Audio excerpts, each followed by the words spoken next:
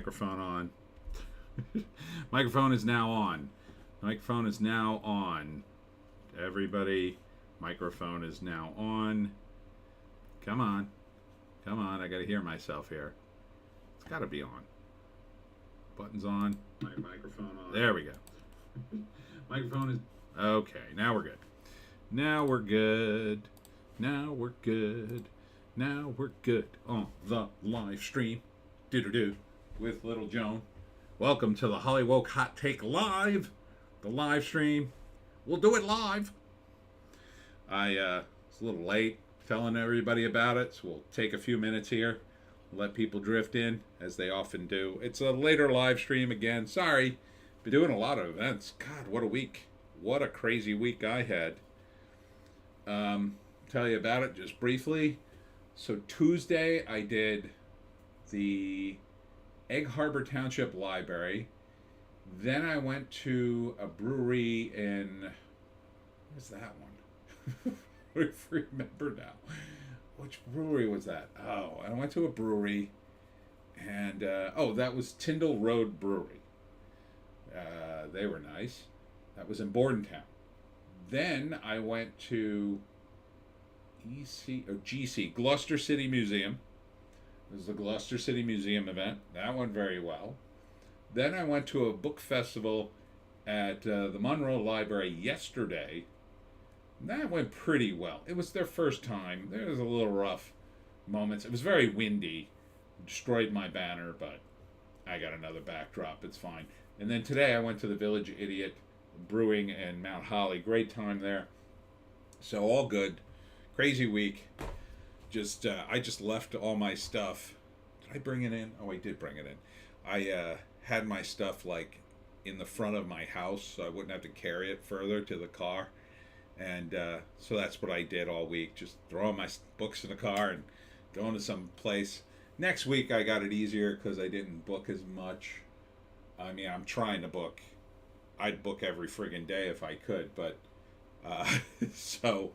but next week I only have one at the West Windsor Library, and I'm still trying to book stuff for May. I got every weekend covered in May, all kinds of different events. So I got 7 events in May, which is pretty good. But I'd like to get one more so I could have another month of 8. I'd like to make 8 my floor for the month. But I'm negotiating with a few places, and then of course I got a book for June. So I got another week. I think I could still book for May. Usually if you're in the month before... Oh, there's JEC. Hi, hi, hi.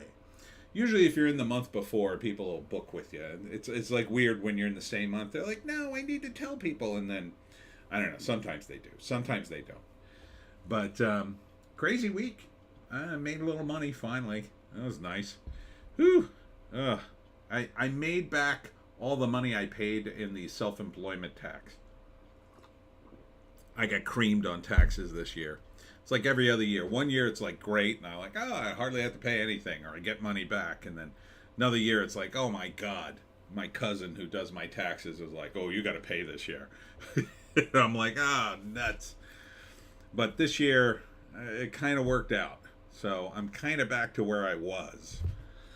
Story of my life. Anyhow, we'll give it like another 2 to 5 minutes, JEC, before I get rolling here. Let some people get here. Joan's fine. She had a rough week because I wasn't here half the time, but other than that, I got in walkies. We got in some pretty good walkies. It was a nice weather this week. Oh, sweet weather. I don't know what it's like the rest of this week, but man, it was nice. It was like nice and crisp. Right? It wasn't too hot. Sometimes it got a little hot, but more often than not, it was just like today. It was just chilly enough. A little chilly. I could have worn a windbreaker. I probably should have on walkies, but it was nice. I like that. You can walk around in long pants, not sweat your A off, but it's not quite hot enough for shorts yet. Although I had a friend, he used to wear shorts year round. Year round, wore shorts. Dead of winter, it'd be like 5 degrees outside, and we'd all be like, you're wearing shorts, dude. He's like, I just like them. I acclimate. And he did. And then one year, it got super cold. he was in my improv group, and one year it got so cold, he needed pants. JC, it's been a bit cooler last week than the week before. Not terrible. Could have been a little warmer. Yeah, I like it just a tad cold so I could wear a jacket. But yeah, I mean, it depends. We're in that weird mode where, like, if the sun's out, it's a little hot, and then you're sweating, and then the moment the sun goes in, it's kind of like, ooh, chilly. But my friend who never wore pants, one year it got so cold in the winter, he had to wear pants, and he didn't really have any. But he was a mountain climber, so he had these spandex mountain climbing pants that he wore when he mountain climbed. And so he put them on and then put the shorts over it. So he looked like I don't know, like a superhero who was trying to wear cut-off shorts. He looked ridiculous, but he said, I'm so cold I had to finally put on something. I just thought, okay. And like the mountain climbing pants couldn't have been that warm, but I guess they're mountain climbing pants, so I guess they were kind of warm. Kind of warm? I don't know. I'm off on a tangent here. Let's see.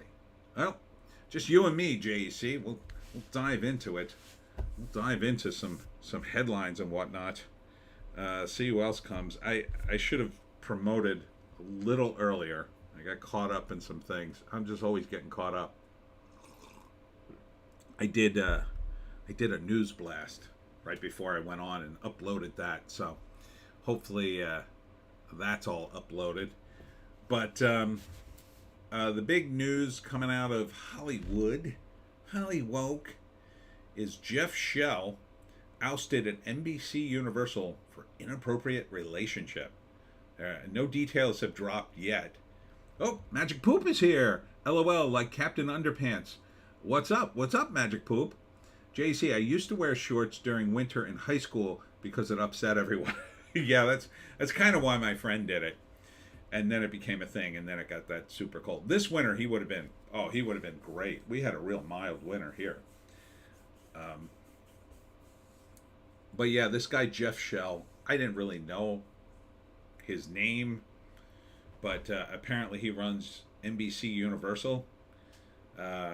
So I assume he's either woke as F, or he's just supporting all that woke crap for ESG, which I kind of assume he's doing the latter, not the former.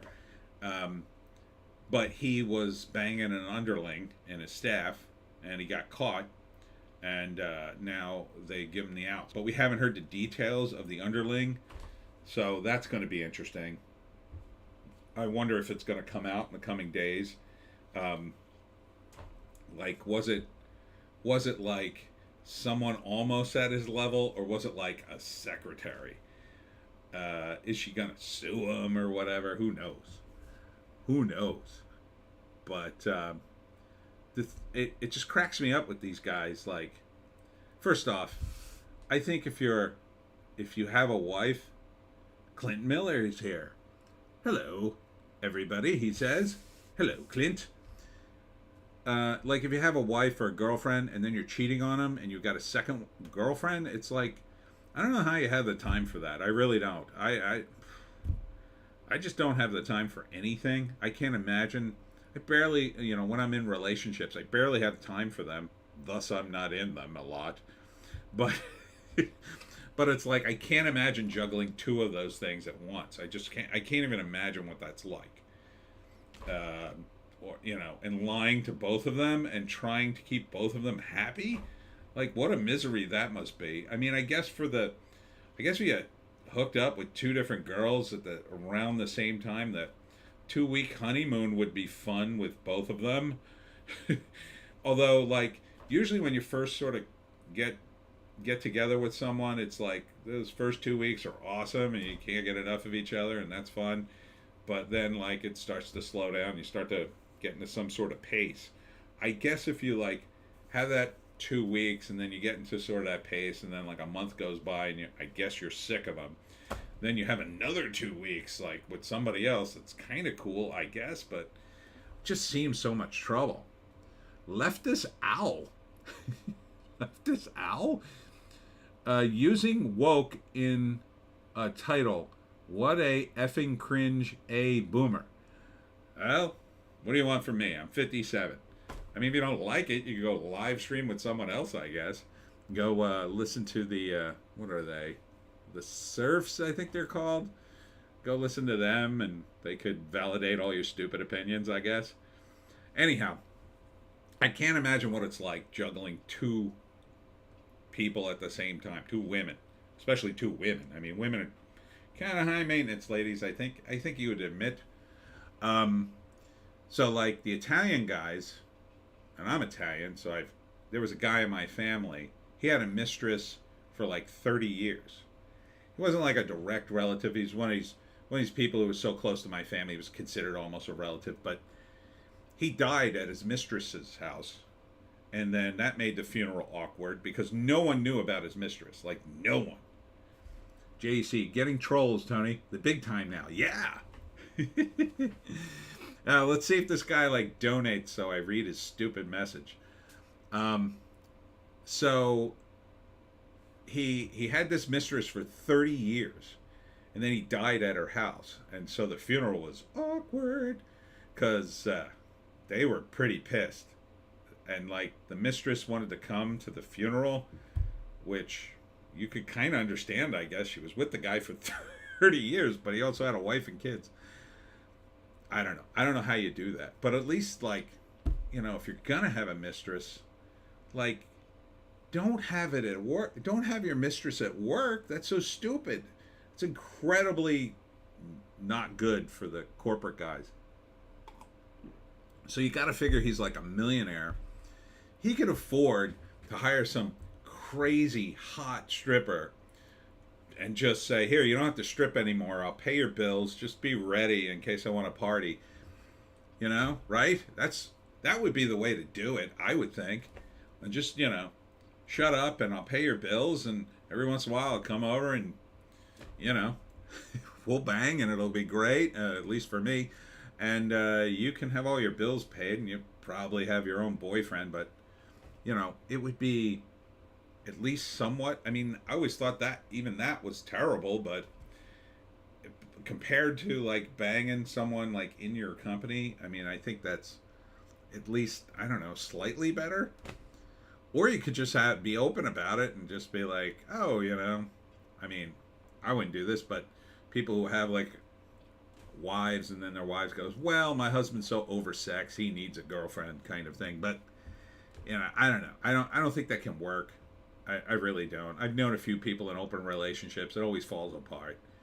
So I just think that's like a non-committed thing. It's like a slow motion divorce.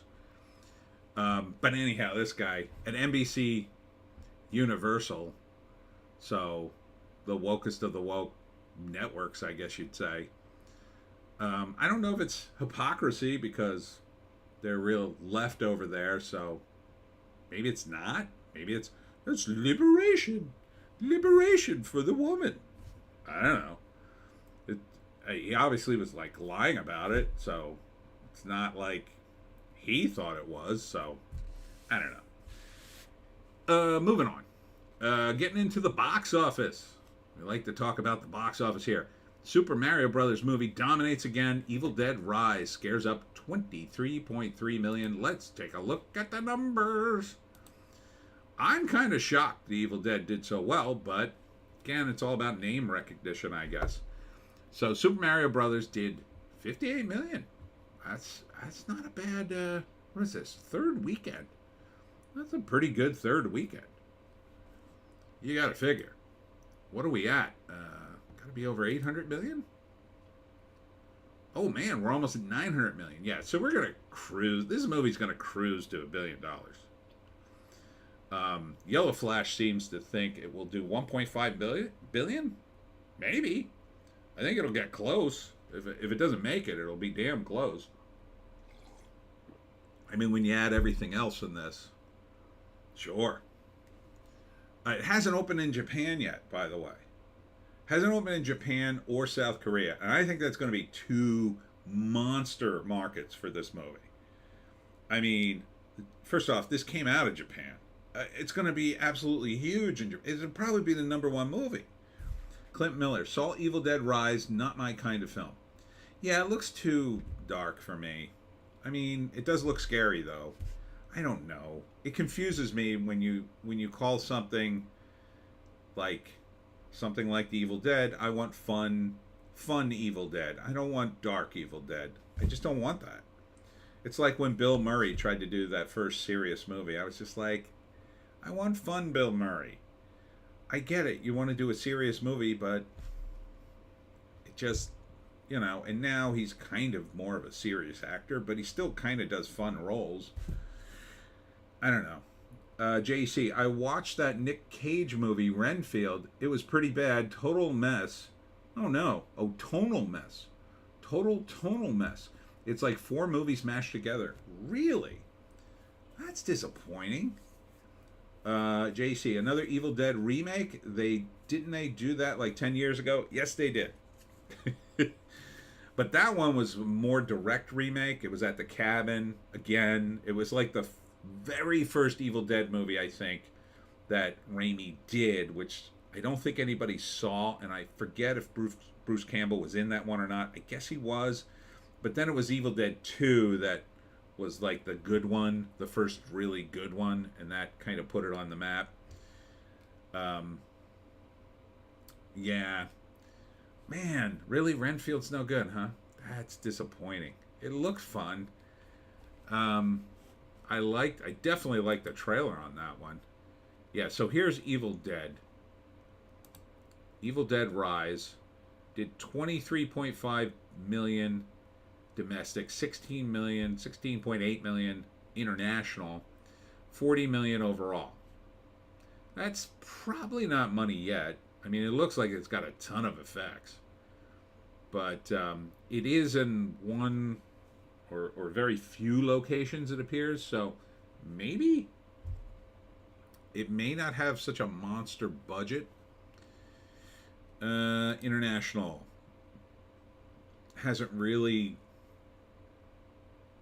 doesn't look like it opened in any of the major markets. It says 16.8 billion. Doesn't say when it opened. Wait, no, it did open in all these places. Oh, we don't have the numbers, I guess. Doesn't look like it's going to China yet, anyway. I mean, this movie could probably play in China. Horror movies can play anywhere. So that's one of the big appeals. Australia, Brazil, France, Italy, Mexico, New Zealand, Spain, and United Kingdom. Yeah, I mean, I could see it playing in all those places and China. I could see it playing anywhere, really. Even like, India. I wouldn't put it past. I don't know how they react to dark movies like this in India. But, yeah, I don't know. It's too serious for me. I like the Evil Dead. That's fun. If you did like another fun Evil Dead, they're trying to franchise it, which I really don't like. Unless you want to do more Bruce Campbell franchise, I'm all in. I said the other day, like, if you suddenly said, to me, the whole franchise is Bruce Campbell, right? So the Evil Dead franchise, Bruce Campbell all the way. So like, if you just suddenly said, hey, let's do vampires, hey, let's do werewolves, I'd be, yeah, okay, Bruce Campbell's in it, I'm there. Like, anything with him in it. Like, maybe go back to the show and try to develop some of the characters from the show. They were good. JEC. Renfield felt like a script someone wrote after a bad breakup, basing it around this strained metaphor of Dracula Renfield being in a codependent relationship, then everyone else added to the other elements. That's kind of what I liked about it, but I mean, I think the guys who cut that trailer weren't messing around. It was a good trailer. Clint Miller went to Bruce-A-Rama in Rockville, Maryland. Bruce Campbell recommended seeing it. Definitely creepy, not funny at all. Well, he's the executive producer, I believe. Bruce said, quote, he appeared in the movie, but actually the hero of the piece had a shotgun chainsaw and had a come get some line. I don't like that. But look, if Bruce had directed it, maybe? I don't know. I mean, maybe if you had another standout, performance like Bruce Campbell in the movie, you could revive the franchise. But I think a guy like him comes over, once in a while, and it's what people like. It's what people like. I don't know. Everybody's franchising everything, and it's sort of ridiculous. Like, there's only so much franchising you could do with The Evil Dead, and they kind of already did it. So, it just feels like they're beating a dead horse with a lot of this stuff. But it does look like an okay movie. I mean, if you like scary movies, I guess, but it just, calling it The Evil Dead, I don't care about the Deadites, really. If you called it something else, maybe I would have seen it.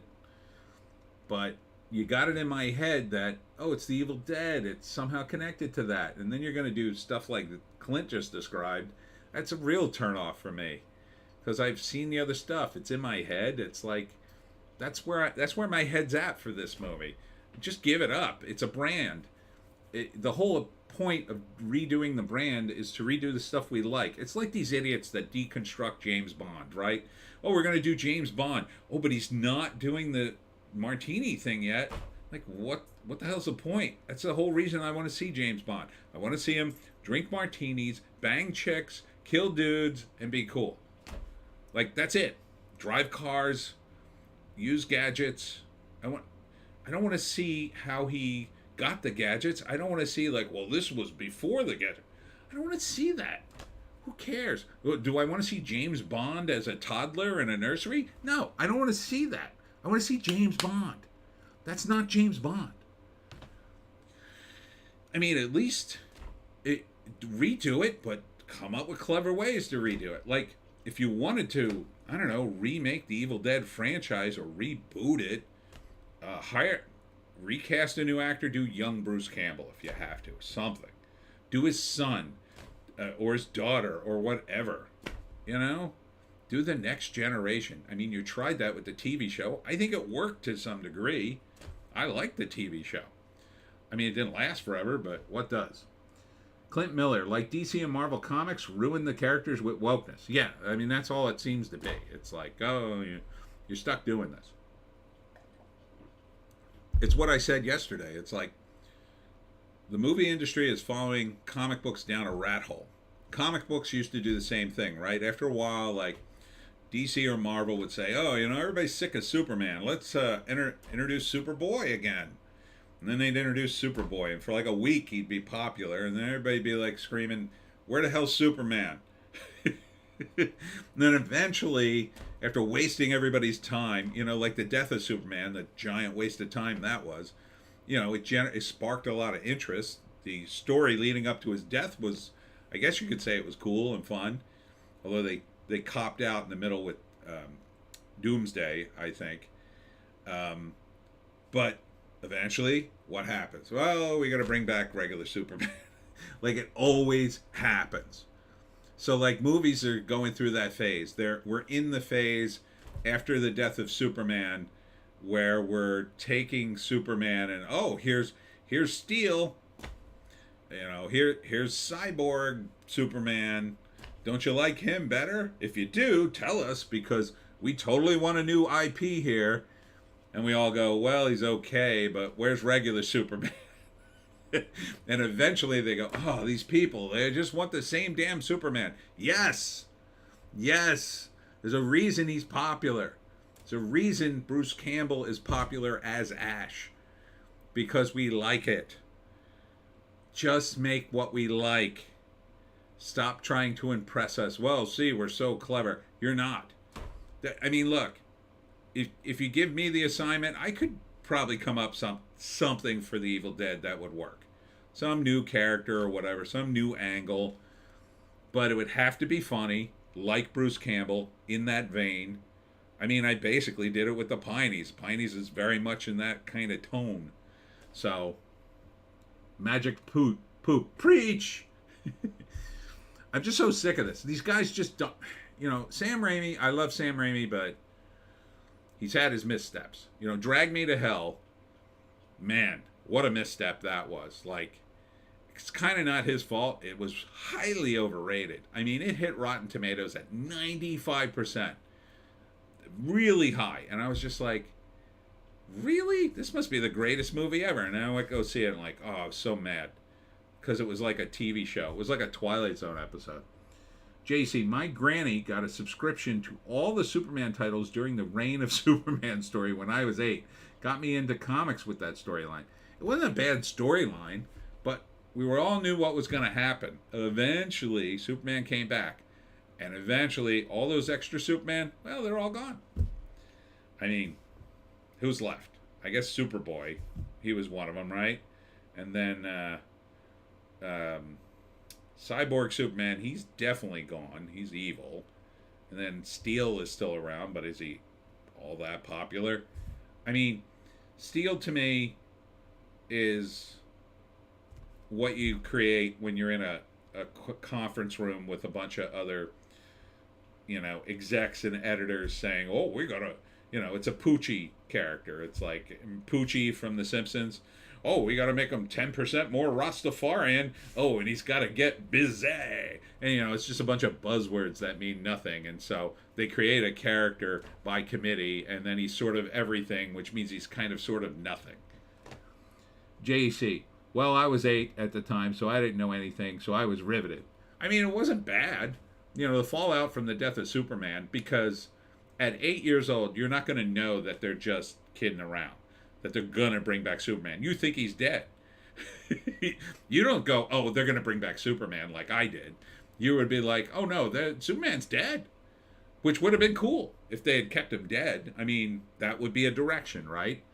If the creators of Superman were still alive and they killed him off and replaced him, you could kind of accept that. JC, see, his name is Steel and he's black, so let's call him John Henry. Yeah, exactly. I mean, it's like, it's just like characters by committee. They don't work. You need to hire really good, essentially crazy people who go in one crazy direction.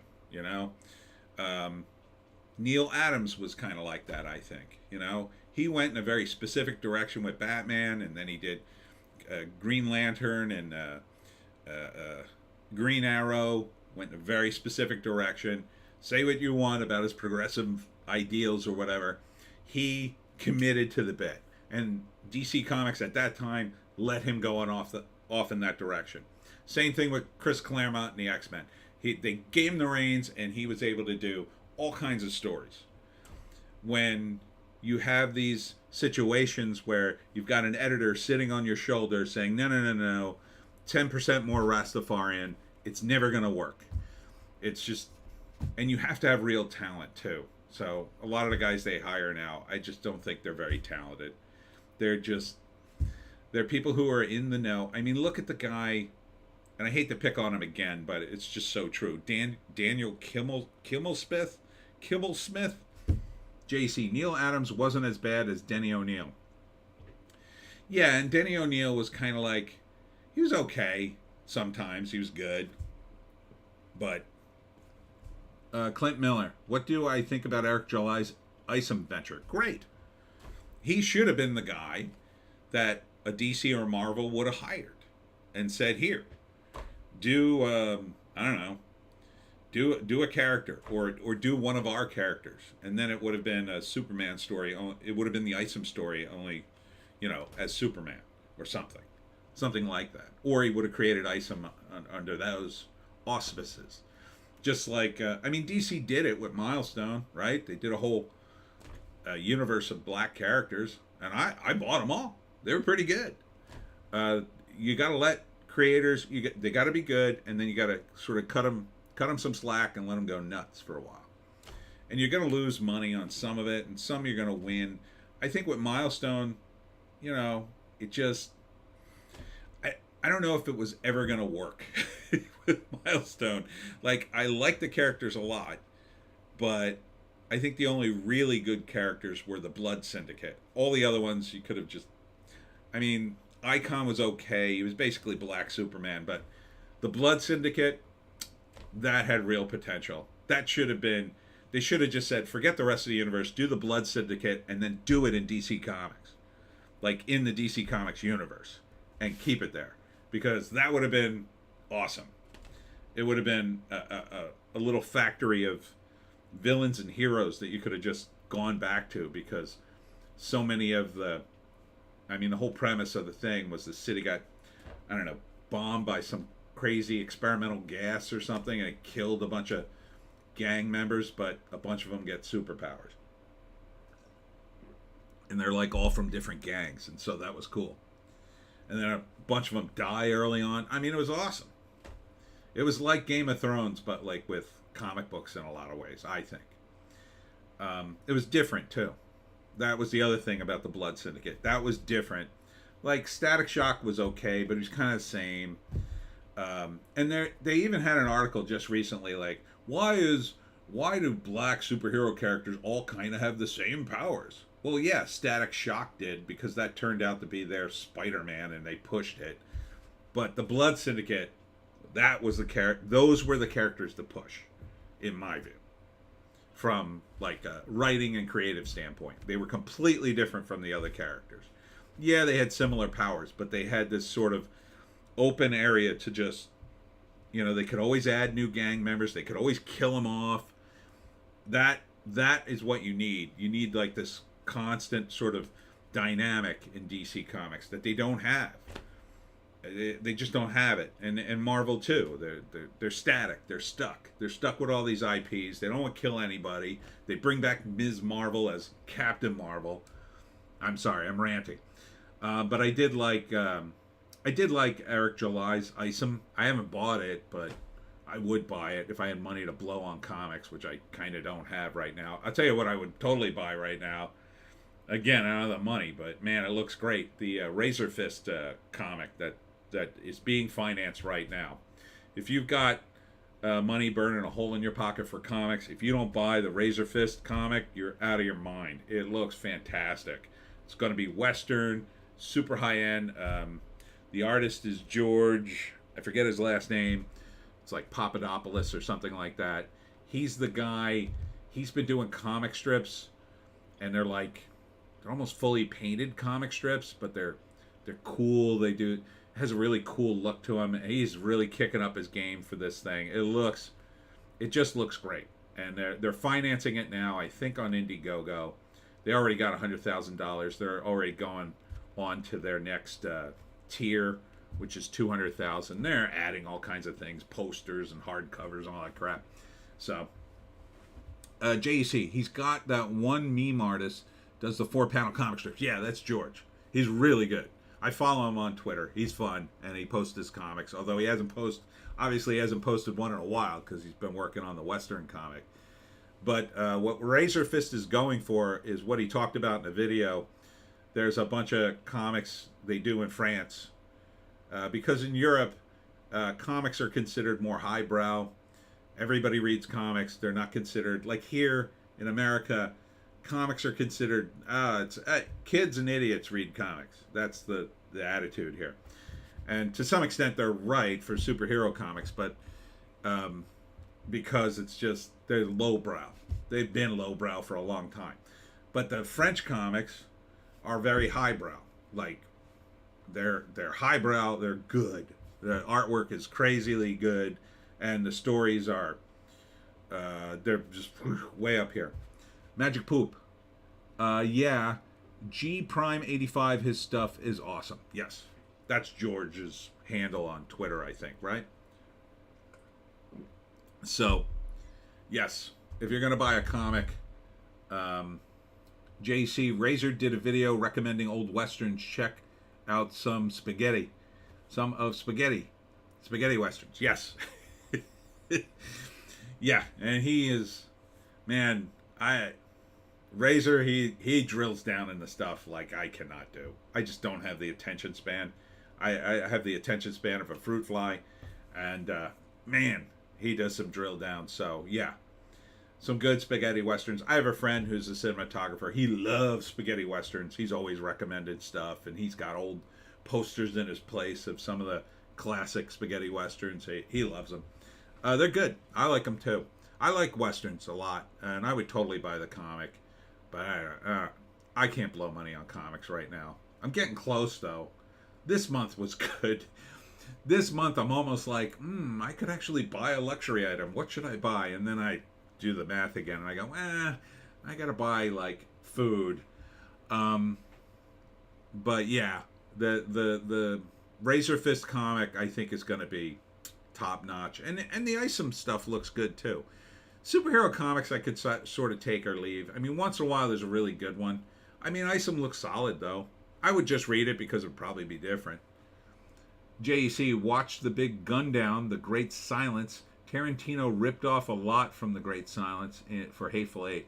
I kind of hated The Hateful Eight. I mean, there were parts of it I liked, but it just pissed me off that he did this 35 millimeter or 70 millimeter film, and he shot it all in the inside. And it's like, to me, like Tarantino copies things from the 70s to the point at which, like, you want to just pull him aside and go, why are you copying this? The only reason they did this back in the 70s is they had no money. You have all the money in the world to do crazy stuff. Just don't copy this part. Like, he hardly shot anything outside. Like, when you're shooting in 70 millimeter, you should be shooting huge vistas. Shoot one scene outside. Show us the mountains. Something. I don't know. I mean, Hateful Eight. I love Kurt Russell in it. That's the main attraction for me. Kurt Russell in that just cracked me up. But I thought Channing Tatum was horribly miscast. I didn't buy him for a second. But the rest of the cast is good. I mean, Samuel L. Jackson's doing Samuel L. Jackson. I just had so many problems with it. JC, I hated the Hateful Eight too. It was just very mean-spirited and ugly. Didn't need to see Sam Jackson R-ing a dude. Yeah, I forgot about that. I mean, it's just... Bleach Demon is here. Tarantino will probably next be copying Turkish Superman or something. I hope he copies, what is it, Indian Spider-Man, if you've ever seen that. I think it's Indian Spider-Man or Filipino Spider-Man. Oh, that's hilarious. I don't know. I like Jackie Brown. I like Pulp Fiction. Like, his crime stuff seems to be good. I hate... the one I really hate for Tarantino is Inglourious Bastards. I hate Inglourious Bastards because I hate this alternative history thing. It just comes out of nowhere to me. Like, I tolerate it in the Hollywood movie with DiCaprio because Brad Pitt's so awesome in it. I just can ignore it, but not in Glorious Bastards.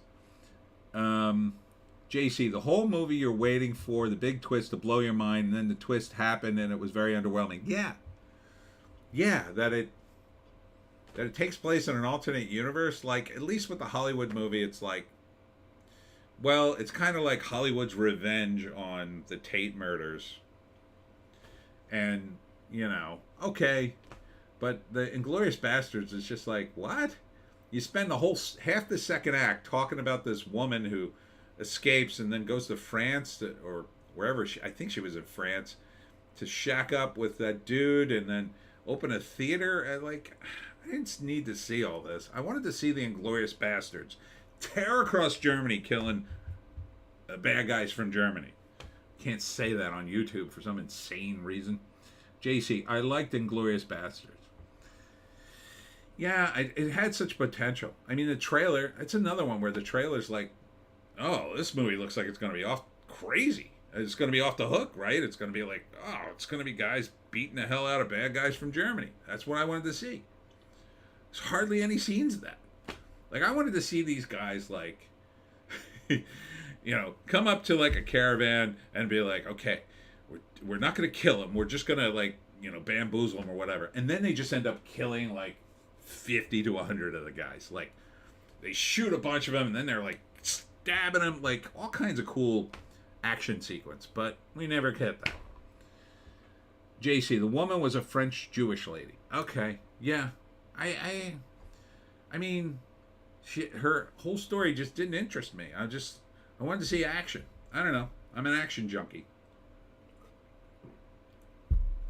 Clint Miller go into hiding by opening a theater? Yeah, that didn't seem very smart. But then at the end, they burned down the theater. Spoilers. They burned down the theater, I guess, but it kind of all ties in. But, like, I don't know. I just wanted to see action. JC, they shot Hitler in the face with a machine gun and blew the rest of them off. That was great. Yeah. But I wanted to see a build up to that. Like, I don't know. It just seemed like it wasted a lot of time. Even the Christopher Waltz stuff in the beginning was kind of cool, but at the same time, like, get on with it. You know, that's what I liked about Django. Django was like, yeah, let's do this.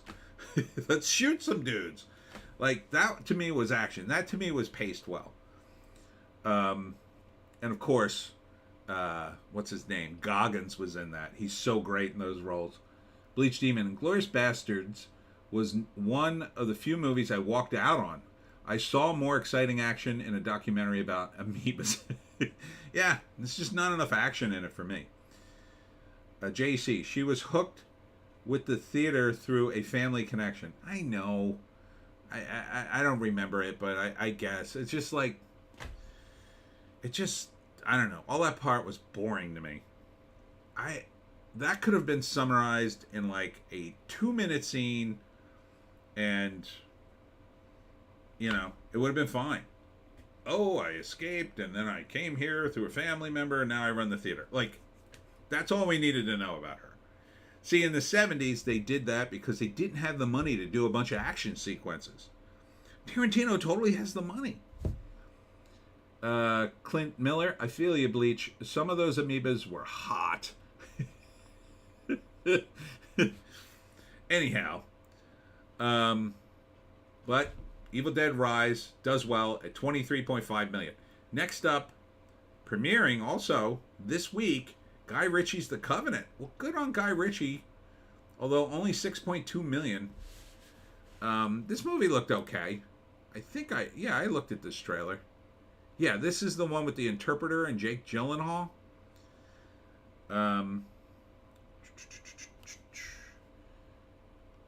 Bleach Demon says to Clint Miller, those cellular division scenes, scandalous. So yeah, this looked decent.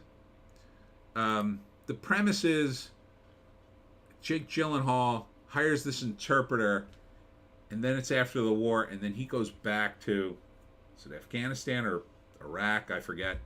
I think Afghanistan, and he has to go back and save him. So, solid. And Guy Ritchie, a guy who's good at action is Guy Ritchie, I think. I think he's a pretty good action guy. He's cranking out the movies left and right. I'm really shocked well, I'm not that shocked, but the Jason Statham movie kind of stalled with Aubrey Plaza. It was called, I forget, Fortune, something, Operation Fortune. It had a really long name. I think that hurt it.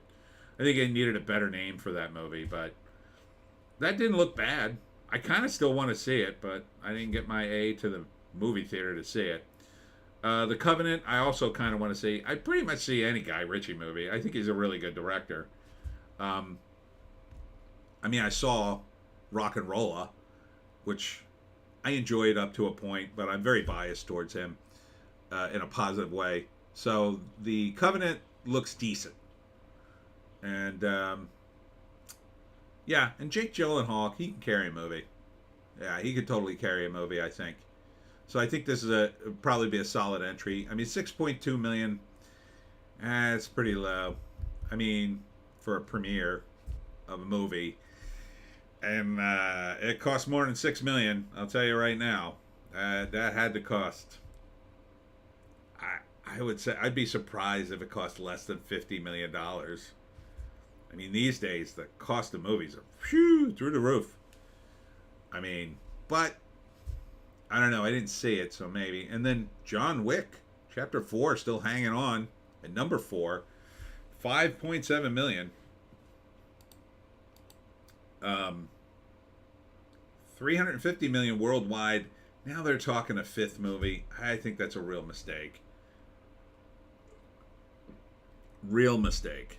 And they're doing all these spin-offs. I think the smart move, if these spin-offs work, would be to try to make the spin-offs work, and then if one of them hits, I think they're doing Ballerina with Anna de Armas. They're doing The Continental with Mel Gibson, and I assume Lance Reddick either shot his scenes already or he's not in it, but I assume he was going to be a major part. And then Ian McShane, I guess, would have been in it, or did he die in one of these movies? I haven't seen him. I'm way behind on my John Wick movies. But if, say, Ballerina does well and they do a Ballerina 2 or 3 or whatever, then what I think they should do is sit on John Wick. They plan to bring him back, and then maybe bring him back in one glorious ending, but I don't know. This was supposed to be his glorious ending, so maybe just end it, I think, before you do the John Wick movie that everybody goes, oh, that wasn't very good. They can't help themselves. There's just too much money involved. So they'll probably do a fifth one. I don't think they should. At least not for... Maybe if you sat on it for at least 5 years and let some of the other movies, some of the other universe... I don't know. All this constant franchising.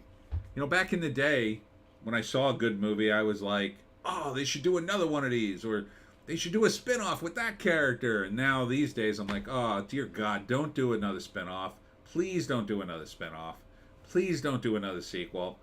I mean, look at The Matrix. If they had just ended it at 1, we could gloriously talk about how, oh, did you ever see The Matrix? Oh, it's the best movie ever. And we wouldn't have to talk about what a nightmare the rest of the franchise is. Bleach Demon, John Wick 6, starring Brie Larson as John Wick and the dog. It's funny, but it's partly sickening because I could see them totally bringing Brie Larson on board. I mean, they brought her on board on Fast X. I assume they're going to bring her in for Fast 11, which is supposedly the last. There's a franchise that's worn out its welcome, with me anyway. JEC, there's really nothing much to the John Wick movies. Might as well keep making them. They're still making money. They're just a string of action scenes. I guess, but I really like the first one, but beyond that, I didn't think it had enough material to go up 4. I mean, now this is, I don't know. I guess if it keeps Lionsgate in business, I don't know. I mean, I love action, but I don't know. It's just getting to be too much. Maybe they should have added characters. I guess they're kind of doing that with Ballerina, but all right, moving on to number 5, which is Air. Ever see a movie about a shoe? Amazon Studios. I guess this is a big release for them. 62 million? I don't know. There's a lot of big names in this damn movie. It's a little tough to tell because, I don't know, it feels like a commercial for Air Jordans, which I assume they still make in some form or another, or they probably make in some vintage knockoff to promote the movie. JC, I didn't think there was enough material to make one sequel. They just keep making the same movie over and over. Yeah, that's kind of what it feels like. Although it's a movie I like, so I'm very torn. But, like, I'm also bored with it, too. Like, I haven't seen 3. I have little motivation to see 4. Like, I'll wait for them to eventually appear on a streaming service I have access to. Or rent it for, like, $2. But Air is just... It's just nothing to me. So, 5.5 million. And I guess it could have made money because... what the studio could have done is gone to Nike, and maybe they partially funded it. And they would have had to have gotten some licensing things for, like, the Bulls, I guess. He was he on the Bulls then. I don't remember. And then maybe that would have cut the cost, but I don't know. 62 million seems like a low amount of money for Matt Damon, Ben Affleck, Justin Bateman, Viola Davis. You know, and it doesn't seem like, why make this movie? I don't see it. But people said that I know were like, oh, I'm gonna go see it, and I was like, okay. I just don't like. I could see them making a movie with, a bunch of random actors, a bunch of random TV actors, and then putting it on TV. Like that to me would be the Air movie. Like, oh, they do a TV movie. But like to release it in theaters, I just don't know who would see this. Shoe fans? Michael Jordan fans to not see Michael Jordan? I mean, they kind of know all this information already. Like, I just don't see the appeal, but shoe movie, I guess it, I mean, Amazon, I don't know, man. 62 million. Plus it takes place in the early 90s. Oh, and Chris Tucker's in it. I mean, there's a lot of friggin' people in this movie. 62 million, it just seems too low. And like, how much more is it gonna make? I mean, it might crack 80 million. That doesn't seem like money. Dungeons and Dragons: Honor Amongst Thieves, number 6. They're saying this lost money at 177 million. Bleached even. Air 2 resold. This time it's personal. The Air Jordan killed my family, and we only had 2 weeks to retirement. JC, Amazon made it for streaming. Releasing it to theaters is just to flex. Okay, that makes sense, but how do they make the money back on streaming? Do people like go, well, I guess it's just an added value. I mean, Amazon's such a huge company. I can totally see them just making stuff. And for instance, my theory on the Rings of Power is they don't care that it's not making money, which is why they're making a season 2, and they'll just take the write-off. They in some ways, I don't think they even want a lot of their projects to make too much money, because they could just write it off. They get their ESG, and they don't have to pay taxes. And they spent the money on something they need to do anyway, from their perspective.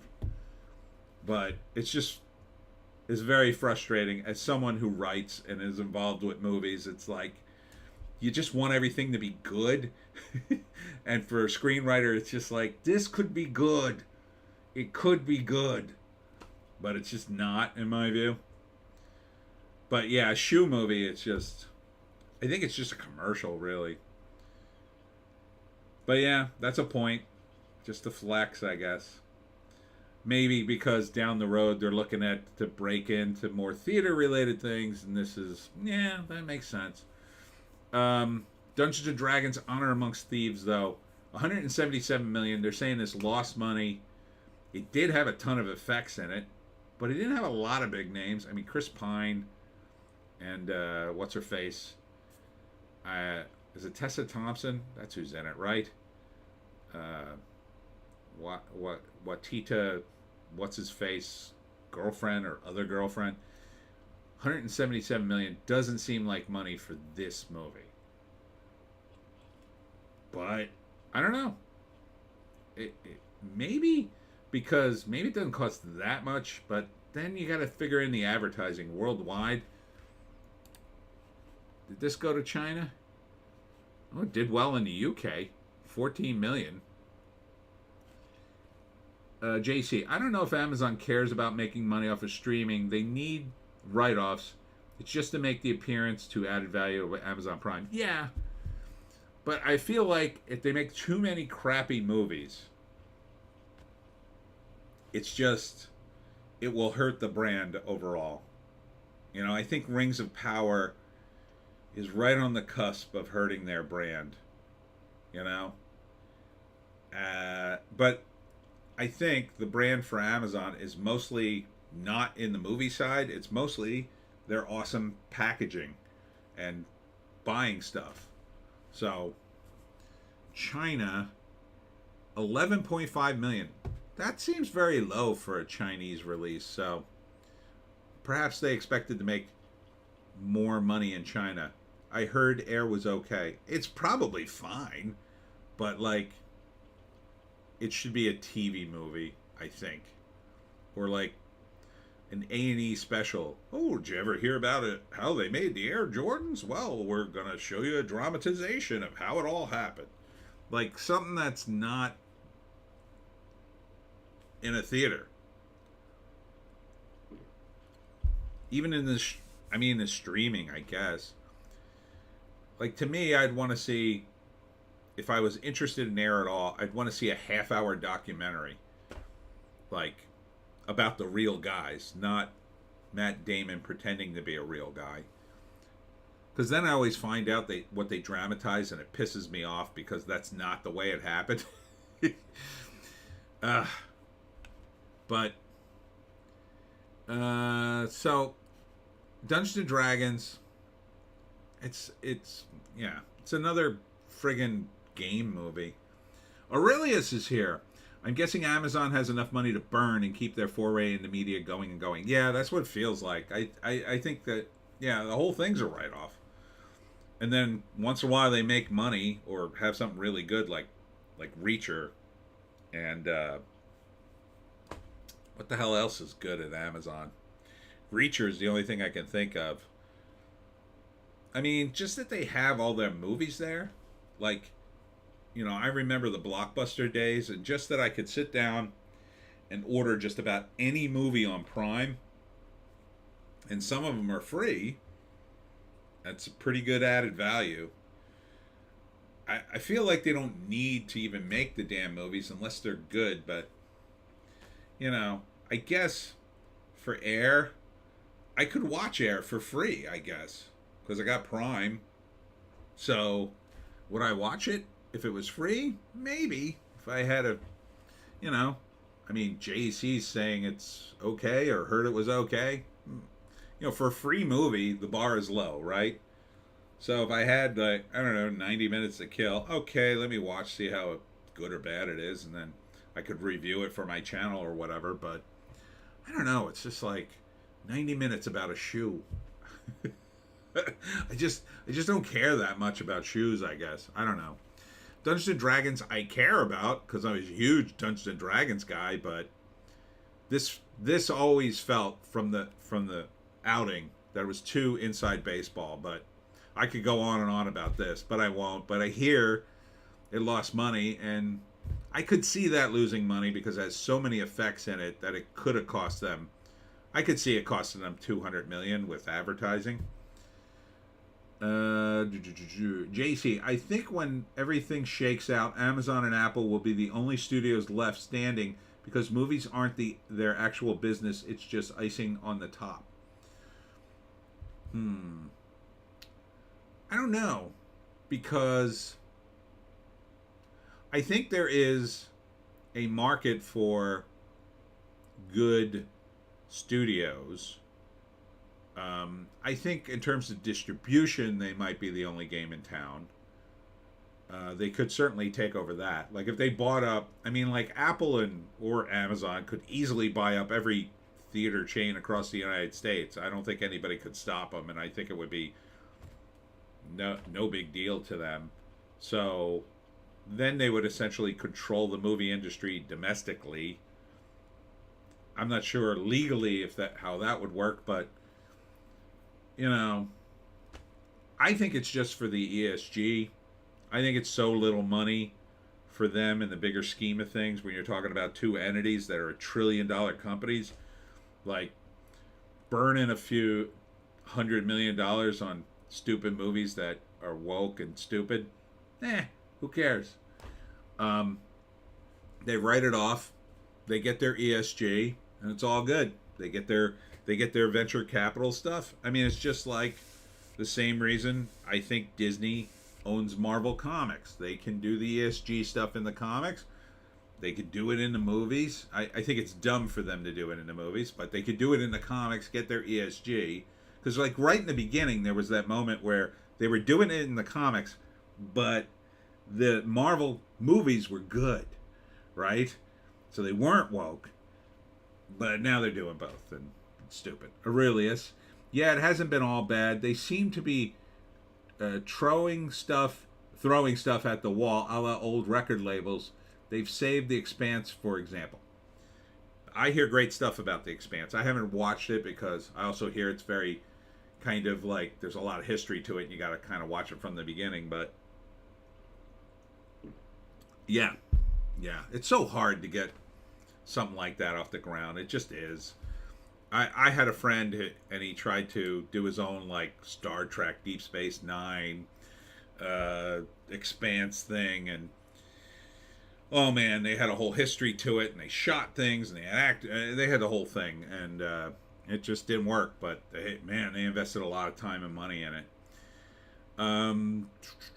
Yeah, so Dungeons and Dragons. I mean, to me, it's like making a video game movie. It's 90% of the time not going to work. I mean, Super Mario Brothers obviously is working, but I think it kind of is in a different category on its own. Aurelius, the real heroes of the day will be cost-effective studios that can release quality visual stuff at a budget and thus operate with little ESG corporate oversight. Example, John Wick, but sci-fi fantasy. Yeah, and I think now we're at this point where, like, the money doesn't help. Like, these guys have too much money, especially in television, or in certain television shows like Star Trek and Star Wars and all those. Like, if you cut their budgets, I think they would immediately get better, even though they'd probably still be friggin' woke. They'd be forced to, like, bare bones scripts that would get back to the basics, even though some of it would still be woke. It would help them. But they're corporate guys, and I think they have that corporate mentality, like, well, we've added this value, we can't go backwards, and they're just not creative. They're money guys. They just don't understand creativity, I think. I mean, you could do cool stuff with Star Trek, and let's not talk about season 3 of Picard. I know, I hear it's good. My brother was just telling me, and it's just like, to me, that's ruined. All that stuff's ruined for me. I'm not interested. I want something new. I'm not going back. I don't care what little crumbs they give me. I don't care that The Mandalorian was good and now it sucks. It's always going to be disappointing at this point. I'd rather go to something new that'll be new and fresh and cool, and then I'll support that. And then I don't have to worry about. And then, when it gets stupid, I'll bail, and that'll be it. I think that's the way it should be. If fans were more discerning, we wouldn't tolerate this BS. We wouldn't tolerate these half-rate sequels and spin-offs. And then they'd be like, oh, crap, we screwed this up. We really got to kick up our game immediately and cancel this, or, let's not do this. Let's do something new. I think that's what fans need to do now. I've said that we should make Star Wars the Bud Light of nerddom. Just friggin' boycott it until we choke the life out of it and they put it back on the shelf for 20 years. And then maybe it could come back halfway decent, but who cares? I think we need to do that and show them we're sick of all this stuff, but I don't think fans will do it. Too many normies in Star Wars. I don't know what insult they could give to them at this point that would finally get people to go, God, I've had enough. I mean, we have not been spared anything in terms of Star Wars and Star Trek. They have, oh my God, they have essed upon every possible aspect of the franchise. I can't think of a single aspect that hasn't been completely ruined in one way or another. Bleach Demon, I am under the impression that most studios only want safe bets, unwilling to take the risks that lead to great films in the past, unless you're Cameron and can budget your own movies. Well, they've always sort of been that way. I mean, it is show business, but now they have this added thing of ESG, which is further ruining things, I think. At least when it's money and it's just money, they were more like, okay, you got to have a love story. You got to do a western. You got to do a spy thriller. You got to have a cool guy doing cool things and a hot chick, and like the elements they insisted upon were kind of tropes, but a lot of them still worked. So even the crap movies of that kind of formula were very watchable and at least pleasing at some level. When you have these woke films, they just, that are busy deconstructing those tropes, you take out what little was good to begin with and you really expose them as being absolutely nothing. I think. I mean, Cameron, for all his faults, he knows how to make a movie when he wants to. I mean, I'm sure Avatar 2 is very watchable. I mean, for a 3-hour and some movie, I can't watch it. I can't sit through that crap, but I can understand why. I mean, a lot of people say it's pretty good. And it doesn't have bad messaging. It's not particularly woke. But, I mean, look at Terminator 2. It's awesome. It's friggin' awesome. He can clearly make a good, tight movie. But, I don't know, left to his own devices with all this money, I mean, seems like he's luxuriating. And I think that's hurt him creatively. Not financially, but creatively. But see how the rest of the Avatar thing shakes out. But I'm not interested. Aurelius, I'm from the Caribbean. Pirating stuff is a pleasure for me. Oh, that's what we do, Pirates of the Caribbean. Yo ho ho. I don't endorse pirating. I can't because I'm on YouTube. I don't pirate myself because I got more than enough stuff that I never have the time to watch. So there's so many books and things I need to do and read and see. I can't even keep up with them all. So ultimately, I don't really have that issue.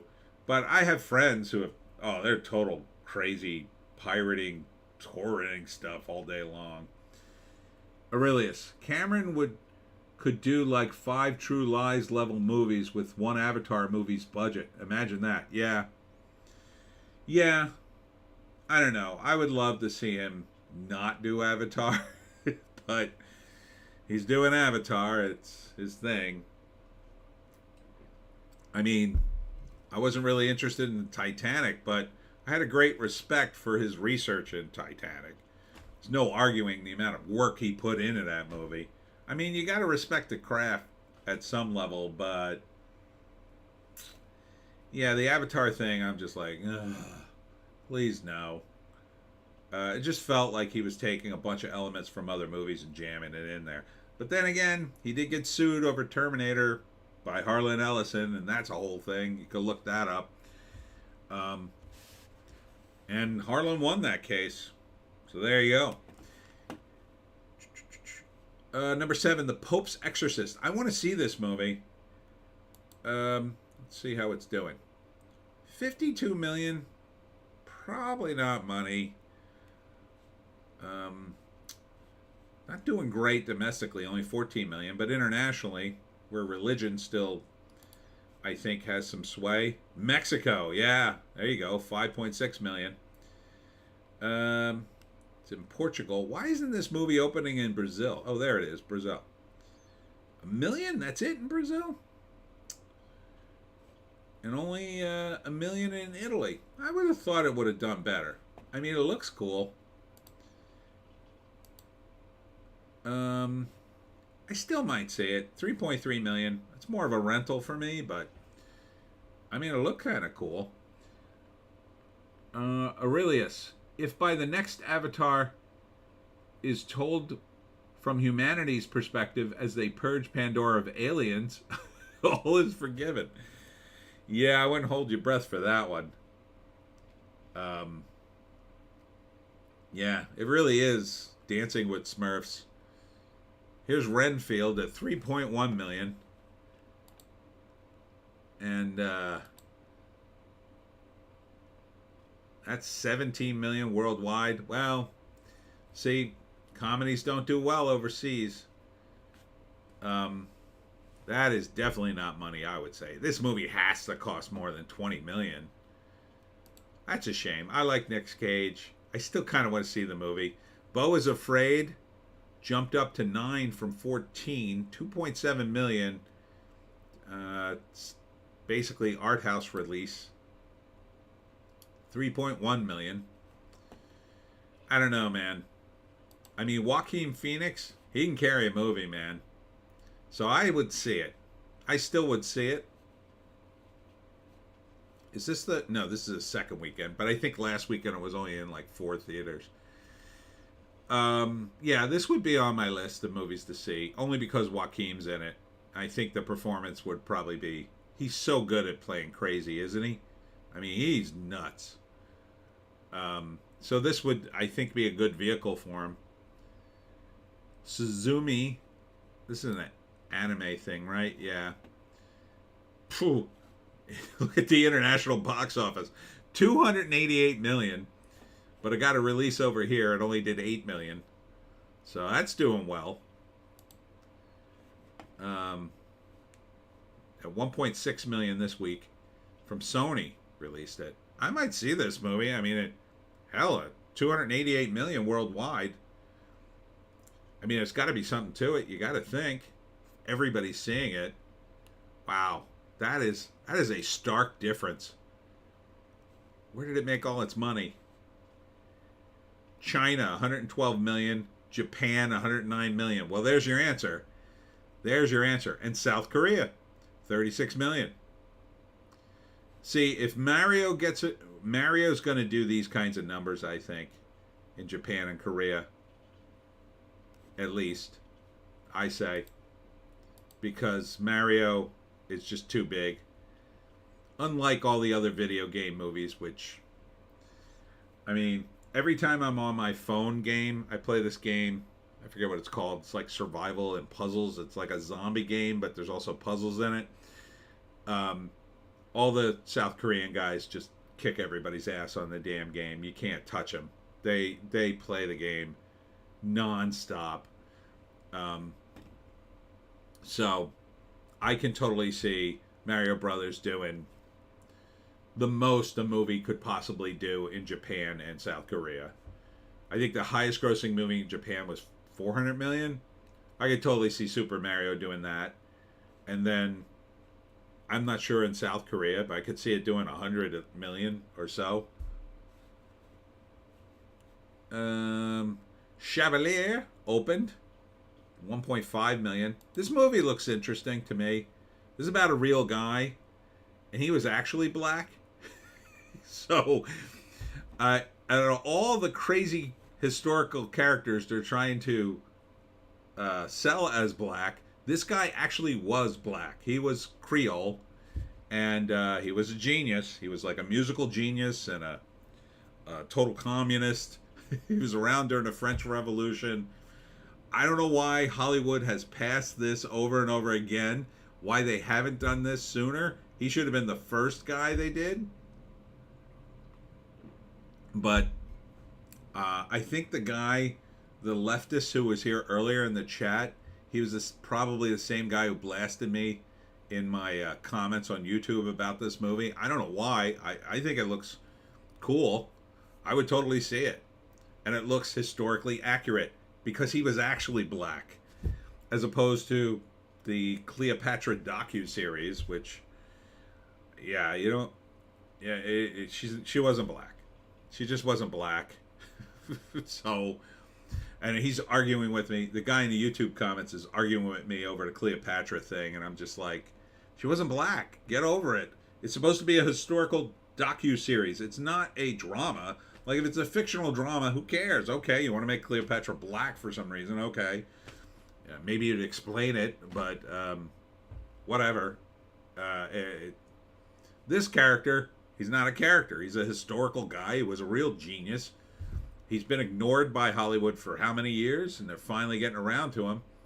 Sure, this looks like a cool movie. But it's not doing well. It's a very art house, very niche. Clint Miller, the Woman Queen, was black. No, no, you mean the Woman King. Yeah, she was black, but then they made it historically inaccurate. She didn't win. This is part of the problem. Aurelius, my favorite Cleopatra is from HBO's Rome. Yeah, I hear great things about Rome. The HBO's Rome was like, everybody raves about that show. Bleach Demon, Chevalier looks like kind of fascinating, but probably hammy acting. Yeah, but it's different. Like, I didn't know about this guy from history until this movie dropped, and I don't know. I would find it fascinating because I like history, and I'm too lazy to read about things, so I watch a movie about it. They probably go off the rails in some portions of his life, but maybe not. Once in a while, they get fairly close, at least if you're in the spirit of the times and whatnot. Number 12 is Nefarious. All the right wing media outlets are raving about this movie. It only did 2.3 million. That is not good. It probably was lowish in terms of budget, but I don't think that's enough. I don't think it was that low. It has Sean Patrick Flannery as as the main bad guy. They're raving about his performance. Hasn't done any international release, so I think it could be released internationally because it's a horror movie. Don't see why they wouldn't release it internationally. I haven't seen it. It feels like a movie that takes place in a room, one of those movies. So maybe it is low enough budget that 2.5 million is money, but I doubt it. That feels too low. Too low. I mean, it looks fine. I don't know. Feels like a rental though. Avatar still on the list? Oh, it's still in 920 theaters. Made 600K. Add that to the giant pile of money. Scream 6, dropping all the way down, made 480,000. Just a waste of celluloid. I think this movie is 168 million. That might be money. I don't know. Mafia Mama from Bleecker Street, second week, dropped 76%. Ouch. I think this is probably a victory, though, for Bleecker Street. They've been cranking out movies for years, and they don't seem to get a tremendous amount of traction. Toni Collette is in this. I mean, I like to see comedies do well, but it just doesn't look that great to me. 3.9 million. International box office, less than 600,000. Oof. Oofa. That is not good. That is very not good. Wait a minute. Did it play in Italy? It didn't play in Italy? It's about the mafia? It takes place in Italy. How can you not release it in Italy? It only played in Australia. Okay, it has some other places to open. Maybe it might do better in the coming days. But how could you not open this movie in Italy? Well, maybe they didn't do a translation, I guess.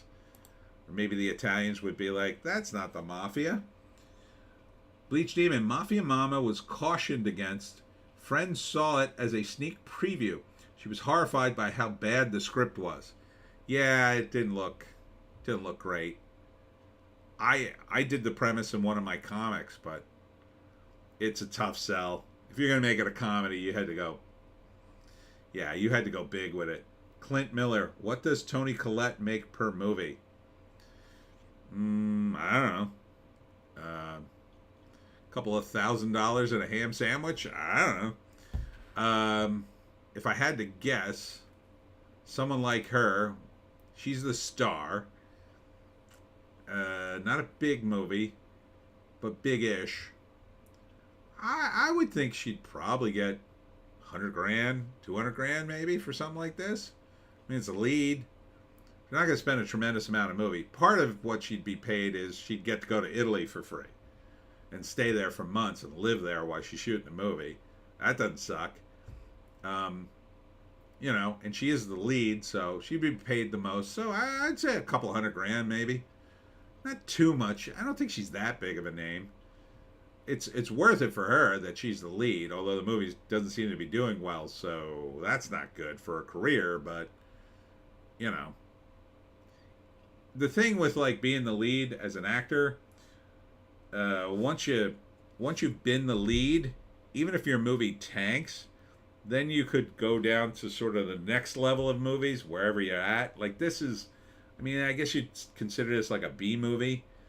But like, if Toni Collette has to go down a level, she'd be back down to like, I don't know, like romance movies and, um, you know, hotel type movies, like Hallmark type movies, and then she could make a good living because she'd be a bigger name for those movies, and she'd be, you know, the with Toni Collette credit that they just throw her in to hope people watch the damn movie, and then get paid like, I don't know, $50K for a week's worth of work, like that kind of thing. I mean, that's all these people work a lot of times. Now she was the lead, so she was going to be through the entire production probably. They would need her, so that's why I say it's probably at least a couple of $100,000, I would think. Possibly some points on the back end. I don't know why you'd want points on it though. So yeah, and then living in Italy for 4 or 5 months, however long it was, and going to premieres and promoting it and getting paid to do that. I mean, it doesn't suck. It's not too shabby, I would say. But if the movie tanks, then the next time you may not get that kind of treatment. But she could end up going up the ladder. I mean, that's why agents are going to try to put you, like the A-level guys, that's why they put out like 2 or 3 movies at the same time. So if one of them tanks, like you look at Chris Pratt, the king of the A-listers right now, Mario's a huge hit. He doesn't have to worry about Guardians of the Galaxy, which is not tracking well. And that's like on purpose. And maybe he has a third one, but he doesn't really need it right now. Clint Miller, points on this, dog? You end up owing money. Yeah, well, you certainly wouldn't get any. So, I don't think, unless you had gross points, then maybe, but she ain't getting gross points on this. Her agent would take, you know, a lot of times they'll offer you, like, points to try to get you to take a lower salary. So, there'd be no reason to take points on this film, I don't think. I think you'd take the money and run. So, I would guess, I don't know, I would say she'd get paid at least $200K. At least. Not a bad payday, right? You can go home with that, live on that for a while. But then, you know, she probably lives in LA. It ain't cheap to live in LA. That's, I mean, $200K. And like, someone like Toni Collette, Clint Miller, gross points is in Michigan. Someone like Toni Collette, you can't just live in LA. You can't live in a dingy apartment. You have to be in the mix. So you have to be seen at parties. You kind of have to live, you really do have to live a higher lifestyle in LA. And I've known of producers who they couldn't stay in LA anymore because they had to maintain that lifestyle to get the work, and then they couldn't maintain it. Friend of a friend, like, he was on some documentary thing for A&E, and he was making really good money, and then it ended, and he tried to get more work, and he was still living the highlights, still driving a super classy car and living in a, you know, nice area and still trying to get work, because that's kind of the thing you have to do in Hollywood. Yeah, and that's one of the reasons good luck with me. I'm always broke, and like, you know, like when my friend was an executive at Disney, she one time pointed to her jeans and said, "These are $300 jeans." And I was like, "Why the hell did you buy those?" And she was just like, "Well, I kind of had to because I was out with these celebrities and they were all buying stuff, and I kind of felt pressured to buy something, and like that's what you do, like in LA. That's part of being in the mix, or else you don't want to be the cheapo that hung out with the crowd. You want to be like, oh yeah, I do that too. I mean, I'm sure there's ways around it, but it's part of the cachet of being in LA. So Toni Collette kind of has to maintain a certain level of lifestyle, you know, kind of. If she's going to get cast in things, you want her to show up like she's a big deal, and that's what her agent's going to push, and that's what her people are going to push. And then hopefully, if the LA guys buy that, then they go, well, yeah, this movie didn't do well, but she looked good in it, and you know, we can make her work, and blah blah blah. So I don't know, or this could be the end of her career. It could kind of go either way.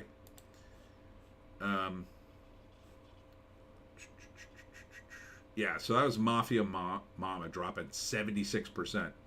How to Blow Up a Pipeline from Neon. Wow, $595,000. Oof, oofa. Not opening anywhere but here, and I assume like only in Portland, Seattle, New York. I mean, somebody else blasted me on the comments of this movie.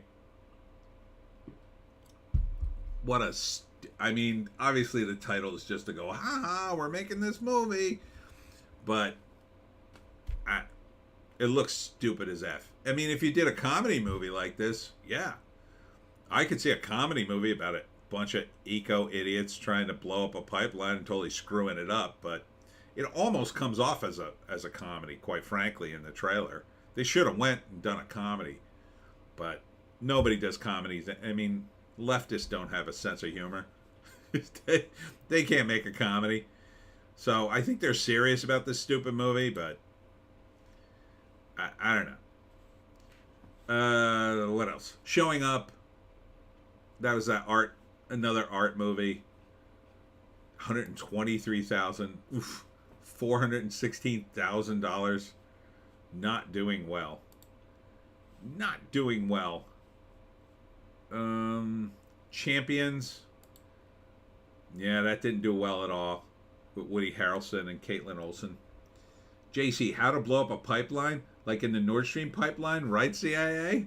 No, this is about how to blow up a pipeline in the United States kind of pipeline, is what they're talking about, what they're referring to in the movie. Like, as if they built the, what was it called? Oh, God, I forget it. The one that Biden canceled. Not the Nord Stream. It was like, I forget, but the stupid pipeline that would have kept gas cheap here for the next tens of years that Biden canceled, and then now there's rumors they're going to have to go back. The X something pipeline. Oh, God, it's right on the tip of my brain. Yeah, it's one of those pipelines. Because, like, the whole movie takes place in, like, a desert, like, I think in Arizona or someplace like that. So, it's stupid. Bleach Demon. Keystone, that was it. Keystone XL. Thank you. Jesus Revolution, another movie the right-wingers were like, oh, this movie, they talk about Jesus. $47,000. I mean, $52 million? I don't know if this is money. It's got Kelsey Grammer in it. I can see why they didn't release it internationally, although you'd think, again, plenty of Catholics down south in South America, I think they'd release it there. But I don't know. Is that money? $52 million? It could be if they really cheap down on the damn thing. JC, now they need to compete with Saudi Arabia. They'd better go back on it. I hope so. I hope they do. I don't know. It's another reason to get you-know-who back in the office. So he'd greenlight that thing in a second. I hope that's like the second thing he does in there. So, yeah, I mean, it's just so stupid that the Keystone was canceled. Wildlife from National Geographic. I forget what this movie was about. $112,000. Why even bother? Joyland. It's in the third week. Not too much joy in Joyland. $236,000, and internationally $151,000. That is not great. 1001. This was that urban drama. I remember that. 3.3 million. Doesn't seem like money. I mean, it could have been that cheap, but I doubt it. Ant-Man still on the list at $20,000, still in 40 theaters. It's got to be like a theater. Back in the day, they used to have like these old beat-up second-run theaters, and over in a corner behind like the J.C. Penney. So, like where a movie had been out too long would still be playing. That's where I picture Ant-Man still playing. $20,000. Why even bother for? And they say this movie lost money, $466 million. I feel bad for Paul Rudd. I like Paul Rudd. He deserved better. I could have easily made this script good. It had a good lead into it. I mean, the second movie was okay. With all the elements, it should have been good. The focus on the daughter was such a mistake. Disney, that's one they really ruined, I think. And finally, Other People's Children premiered. Oof, $14,000. Ouch. I don't know what this is about. Oh, it's French. So I'll probably hate it. Les Enfants de Choose. $102,000. Oof. Oof. It's only opened in Spain. $62,000. Italy, $20,000. And United Kingdom, $4,000. In the United States, $14,000. Wow, that is art house. Well, it is only in 3 theaters here, so maybe next week it'll get slightly wider release, but I don't know. All right, and that's the box office. Well, overall, the box office is up 119 million. I think that's up about 20 million from last week, I think. Let's see. Let's go back to last week. Oh, no, it's down. Last week was 147 million. Ooh. A couple of weeks ago, it was like at 86 or something, but yeah. So that's the box office. Bleach Demon. Other People's Children won't get off my damn lawn. Are you that old, Bleach Demon, that you're shaking your fist at the young people? Young people today, get off my lawn. Matthew Perry pledges to remove, this is from Variety, pledges to remove controversial Keanu Reeves comments from future memoir editions. I said a stupid thing. Well, was it true or not? Did you actually say that about Keanu Reeves? I forget what he said. He made some slam against Keanu. Like, God, people love Keanu Reeves, don't they? They love him so much, like Matthew Perry realizes he's touched the third rail. You cannot touch Keanu. He does have a great rep. Everybody loves him. Bleach Demon. I was that old when I was 25 years old. You kids, get off my lawn. Yeah, you don't mess with Keanu, Matthew Perry. You're annoying. I mean, Matthew Perry was kind of funny in the beginning. Then he got fat, and he's just annoying. Can only maintain that so long. Zendaya joins Labyrinth at Coachella. So she's singing now. Okay. Good for her, I guess. She's still very cute. JC, I am today years old today. Good for you. House of the Dragon, This Is Going to Hurt, lead winners of BAFTA TV Craft Awards, the British Emmys. So House of the Dragon seems to be doing well. Neil Young, he's still in the news, and Stephen Stills bring Buffalo Springfield classics back to life in Greek theater autism benefit. I that's another guy that ruined himself for me. Neil Young, done with. What a hypocrite. Yeah, can't stomach him anymore. He's on my S list. Him, Seth Rogen, a few other people, man. I just won't support the stuff they do. I'm just done with them. Burn me once, and that's it. For you comic book nerds, DC basically just confirmed Supergirl is the strongest Kryptonian, says Screen Rant. I don't know if this is true. I don't know if this is Screen Rant being woke-tarded or DC being woke-tarded or both. But seems stupid. Seems a stupid thing to announce for DC. Checking over at Hollywood Reporter. The same exact headlines, of course. Twitter adds verification back to some accounts, including dead celebrities.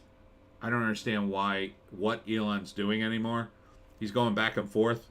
I was so happy to watch the Celebrity Meltdown, and then he suddenly gave them all their checks back. Or a lot of them. I'm not sure why. Charlie Sheen, Jason Alexander, Clint Miller, Girl Boss, Bull Squirt. Yes, there's a lot of that going on. Yeah, I don't know what Elon's doing. Aurelius, Vatican just confirmed Peter is the true Messiah. Are you talking about Peter Parker? Vatican just confirmed Peter is the true Messiah. Vatican just confirmed. Are you making a joke about religion? I'm not sure what you mean. Anyhow, JC, Elon tweeted that he's going to charge $3.99 a month for Ukrainian flag icon in your profile name. Oh, I would love that. I'd absolutely love that if he did that, but he won't. I think he's just joking. That would be funny, though. He would probably make more money than the $8 a month. I bet the celebrities would pay for that. Oh, I bet they pay for it all day long. Aurelius, talking about the Supergirl headline. Oh, okay. Okay. Sorry, I move on too quickly. I'm all jazzed up because of Ice-T. Yeah, so I don't get what Elon's really doing with the check marks now. I asked him for a check mark because I applied for the damn blue check mark under the old regime, and those a-holes wouldn't give it to me, or they kept me in perpetual. I don't know if you tried to do this for yourselves, but they kept me in perpetual security check mode where I had to sign in like 3 times to get into my damn account for months, because that was part of the process. If I kept doing that, then they somehow give me a blue check mark because they verify who I am.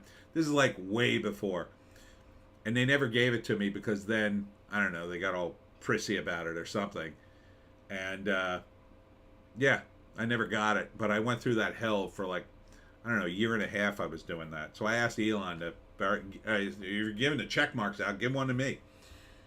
Aurelius, it's all right. I think I'm a bit lagged. Heh. Yeah, no, I talk too fast sometimes. Yeah, so I don't know what Elon's doing. I guess he's just trying things out with the check mark, and maybe he thought it wasn't working because everybody was complaining, and then some of the celebrities left, and then he thought, oh, well, maybe we don't want them to leave.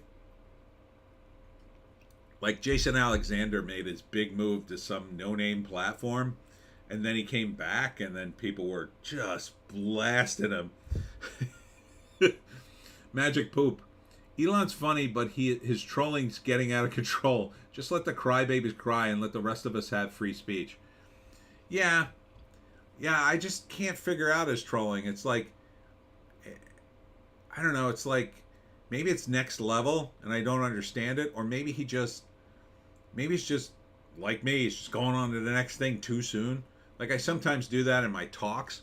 Like I just keep talking and talking and talking, and then I realize, oh, I should pause here and absorb sort of the laughter. It's sort of something you do in like performance, and kind of kind of use the pauses to help generate the laughter for the next bit, but I sometimes get too excited and I'm just like blah, blah, blah, blah, blah, blah, blah. So maybe it's sort of like something like that. Like he's trolling, he's having such a good time, he's moving on to the next phase of his operation before he even realizes, like, no, not yet. Because I was really enjoying the Celebrity Meltdown. JC, trolling keeps him in the headlines, keeps people talking about Twitter. That is true. You gotta wonder what the behind the scenes sales and stuff look like. Something dropped a couple of days ago. Somebody claimed to have a friend still working at Twitter, and they referred to Elon as E. That E was mad only 400 people had signed up for the blue check mark recently. I forget what the period of time was, maybe a week or something. And he was mad about that, so they had to talk about it. So maybe they're doing something different. I don't know. I've been super tempted to buy the check mark just to mess with celebrities and generally get more, I don't know, engagement with my tweets, but I don't know. I like feel like it's kind of a waste of money, but you know, maybe it would pay off for me in more book sales. I don't know. I don't know.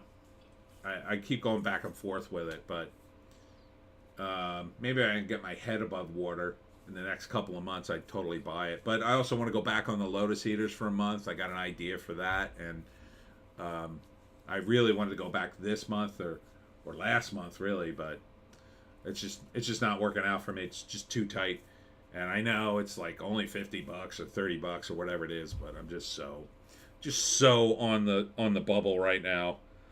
I mean, I'm getting out of it, but I didn't even get myself in trouble. It was just taxes, really. So every little bit, I gotta buy some stuff for Joan. She needs a new collar, right? Right, Joan? You need a flea collar. It's summer. Getting to be summer. The bugs are coming. Joan needs to be flea free. JC, I'm tempted to get an Instagram thing. See if it helps sell things easier. Instagram, I'm such a boomer on that one. You think I'm a boomer here? My God. Instagram, I don't get. I've gotten slightly better at it. A lot of it's all picture based, and then they added video, which I do not get at all. And so I don't know. You post a picture and then just post whatever the hell you want. Basically, it's basically Twitter, but you have to post a picture or a video, a short video. So I kind of hate it, but then again, I hate Mark Zuckerberg and Facebook too. Clint Miller, everybody misses Joan on Lotus Eaters. I know, and I don't know who has it, but somebody calls themselves Little Joan, I think, on the comment section. And I'm still watching it, and then I always laugh when they say a Little Joan says, yeah, I got to get back on. I'm hoping May. I also have to do a little more research before I come back on, so I have enough material, because this time I want to make sure I have enough material that I can go. A month is it's like 20 days of comments. I want to make sure I have real solid comments all the way through. So I want to do the research, because I'm researching something for the next Pineys book that is gonna be in that. JC, Instagram is for pictures. Reels is the thing they're pushing. I need to make more reels. Getting in the habit of editing is tough. Yeah, it took me a while to get into the mode of the YouTube Shorts, but that one is fairly easy if you record them on your phone, which I think is the only way to do it. And I think you can edit them on your phone too, but that's way too much for me. That's way above my pay grade. But I did figure out how to do the chroma key behind me, and I did that a couple of times, and then I got bored with it, and I haven't done it since. But it's, I don't know. I'm just always constantly running to the next. I'm like the guy with you ever see the guy who spins the plates and have to keep them in the air? That's my life. I'm just running from plate to plate, trying to keep them all in the air. That's what I feel like anyway. So, with the social media, I'm a lot like that too. Bleach Demon. It should be fun watching Connor turn into a dial-up modem with your comments. I guess. I like Connor. I think he's doing really well on the show.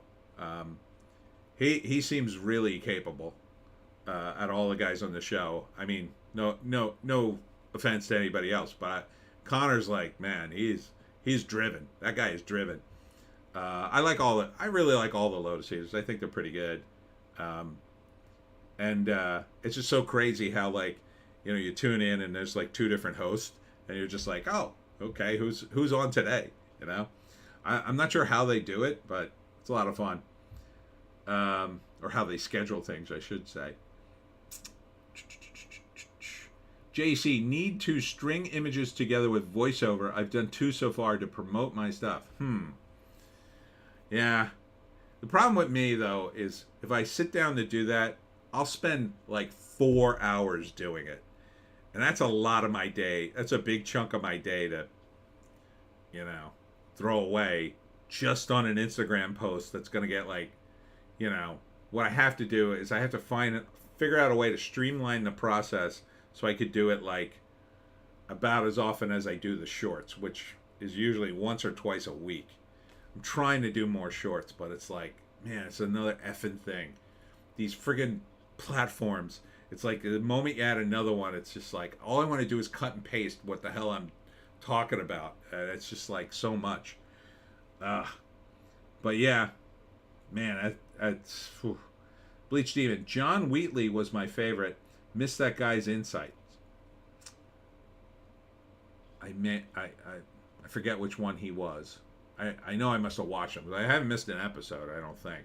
I think I maybe missed one episode last week because I was just so busy. JC, you can just repost the shorts as reels on your Instagram. Oh, okay. Clint Miller, miss that guy's voice. Okay. Or miss his voice. Now I think I know who you mean.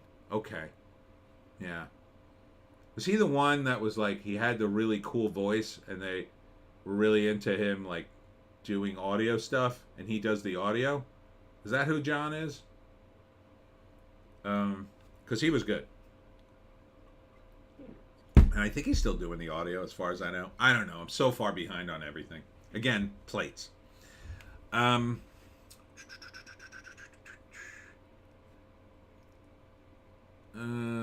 Oh, and here was the Lilo and Stitch thing. God, drives me nuts they do this. Taking a movie. Now, Lilo and Stitch, I wouldn't call it a classic, but it was popular. JC, John was the one who read Lord of the Rings and stuff? I think... I don't remember. I don't know, it was too long ago. I thought he was the guy. He read stuff, I think, in the comments, and then they wanted him to read stuff because he had such a great voice. Or am I thinking of someone else? But Lilo and Stitch, live action, totally pointless. Clint, yeah. Bleach Demon, that was Jonathan Crow doing the voiceovers for the audio on the articles. Oh, okay. So I'm conflating two, Jonathan and John. Okay. I can't remember anything. Sorry, everyone. Brain like a sieve. Oh, here was something I wanted to talk about. National Treasure, Edge of Discovery, canceled at Disney Plus. Another pointless show. I mean, I called National Treasure the Da Vinci Code for retards, the movie, because I thought it was. It was like Nicolas Cage going, yeah, if we go to the Independence Hall and move a statue this way, that's what Ben Franklin was trying to tell us all along. Like, it was so stupid. It was so dumb. It was like the dumbest people in Hollywood making a like smart movie. It was so awful. JC, I didn't even know it came out. Yeah, it just, I don't know, it was on D+, and everybody panned it because like it had no connection to the movies whatsoever, but it was, in their defense, it was kind of a sequel, but like National Treasure was one of the dumbest movies ever, I think. I mean, even though Nick Cage was in it, to me that was the only reason to even watch it. It was just a laugh at him, but he's in a lot of dumb movies, but at least he's entertaining to watch in a dumb movie, right?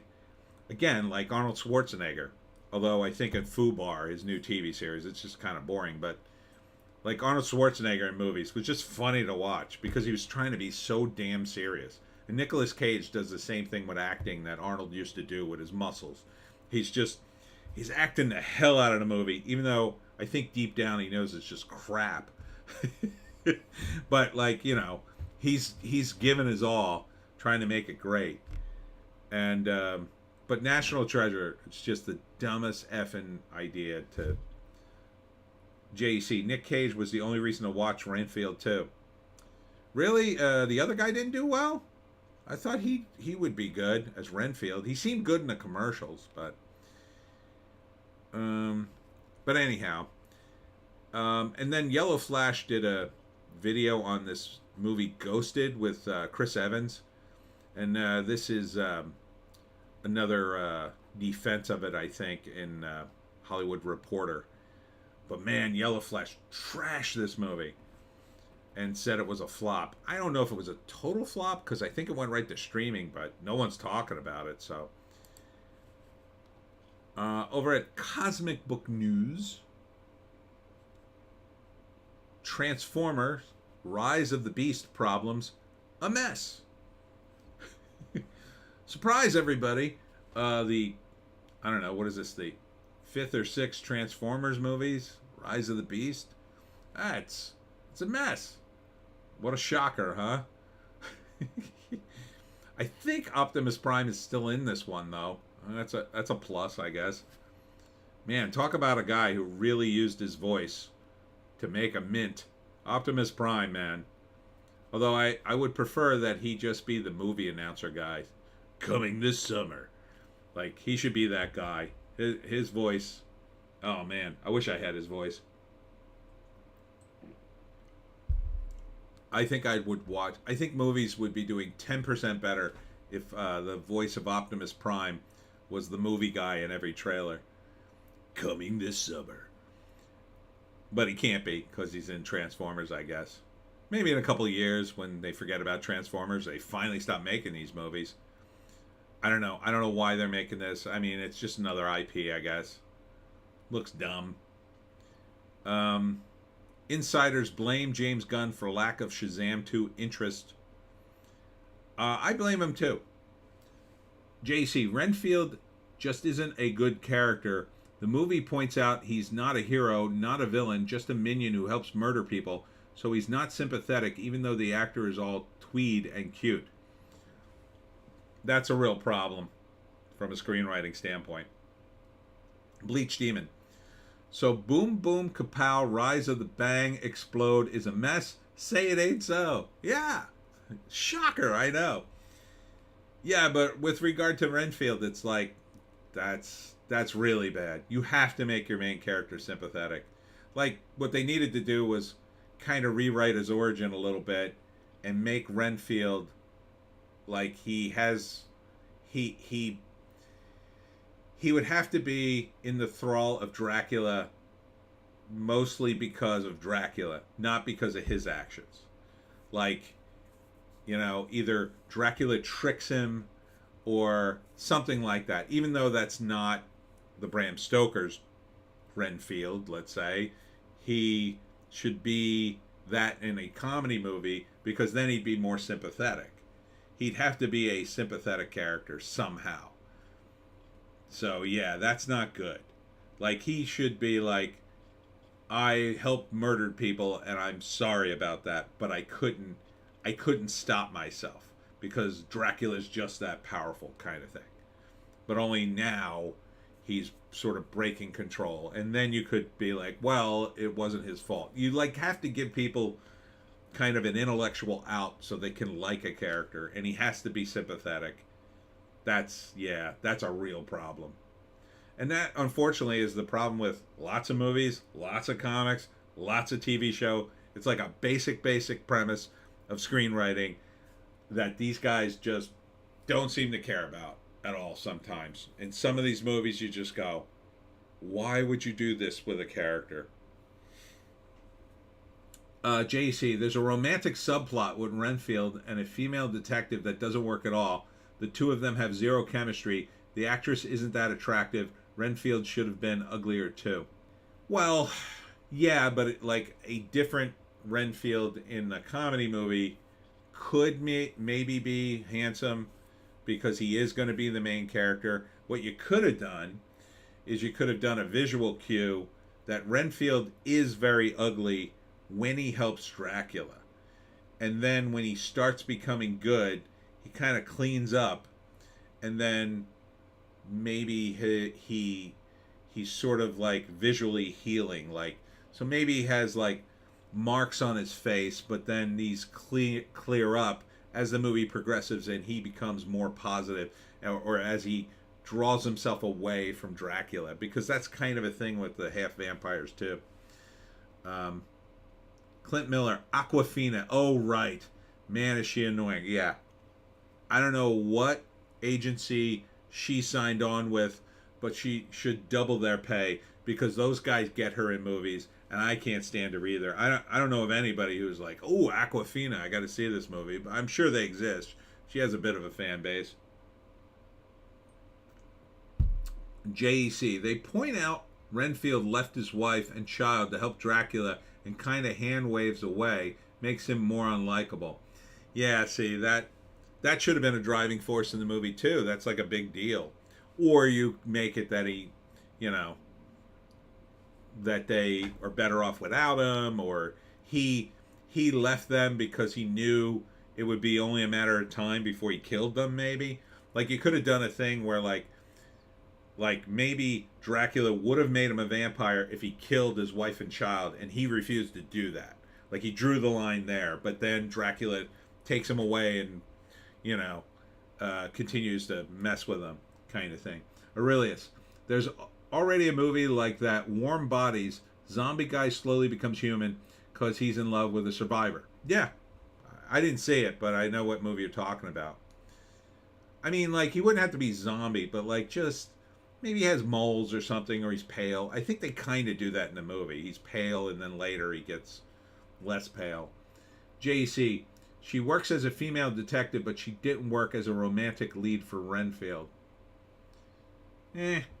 Well, then that was the point of the character, really, I think. So, Bleach Demon, maybe it's because I'm not watching a lot of newer movies, but there are too many nihilistic characters.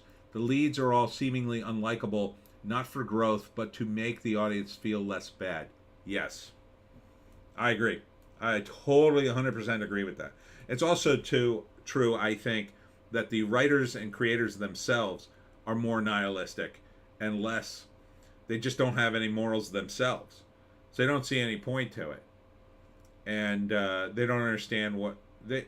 It's like a later generation of Swiss watchmakers, and they're like, oh, yeah, the old guys, they were all obsessed with all the little cogs and stuff.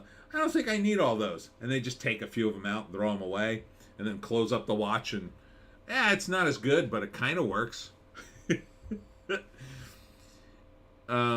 JC, they started out with a metaphor, Renfield being in a dysfunctional codependent relationship with Dracula, but needed to pad it out with action and crime subplots. Yeah, I still kind of want to say it, but I don't know. Doesn't sound like worthy of $14 going to the theater. Aurelius, Rick and Morty comes to mind.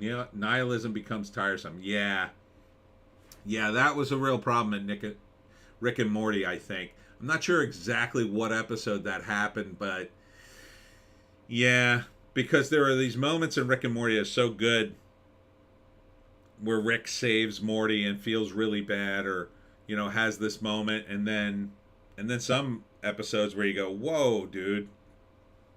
JC, it was a very nihilistic kind of movie. That's sad. That's sad. I mean, you can make those kinds of movies, but they're really hard, and that is not the kind of movie to make nihilistic. JC, needed more Nick Cage. He was good. He's always good. He's always good. I guess I'll watch Mandy again. He's so crazy in that. JC, you pressed the wrong button, Tony. I did? What Oh, you mean because I talked about Renfield? Sorry, I thought you meant I did something on the screen again. I didn't touch any buttons, I swear. Um, yeah, so getting back to James Gunn and Shazam's 2, I blame James Gunn for Shazam 2's lack of interest. I think he was foolish to answer so many damn questions on the internet about what he was doing with the DCU. Maybe he could have answered a few of them, but he should not have opened his mouth about, oh, we're going to reset the DCU and blah, blah, blah. The only thing he should have said, JC, the stream ended me for a second. I needed to refresh. Oh, weird. I don't know what I did. I didn't touch anything. I haven't touched the mouse in like several minutes. So, like, James Gunn answered all these damn questions of the DCU. I think it was stupid. He talked too much about it. He gave away too much of the store. He should have shut up until all these movies came out. Maybe he could have done this after the Shazam movie had dropped, but he definitely ruined, I think, a lot of people's momentum for the Shazam. Rock D's 1. I keep getting kicked out of the stream. Really? I don't know why. Is the stream having problems? Let me see. It seems to be having issues. No, this is viewers?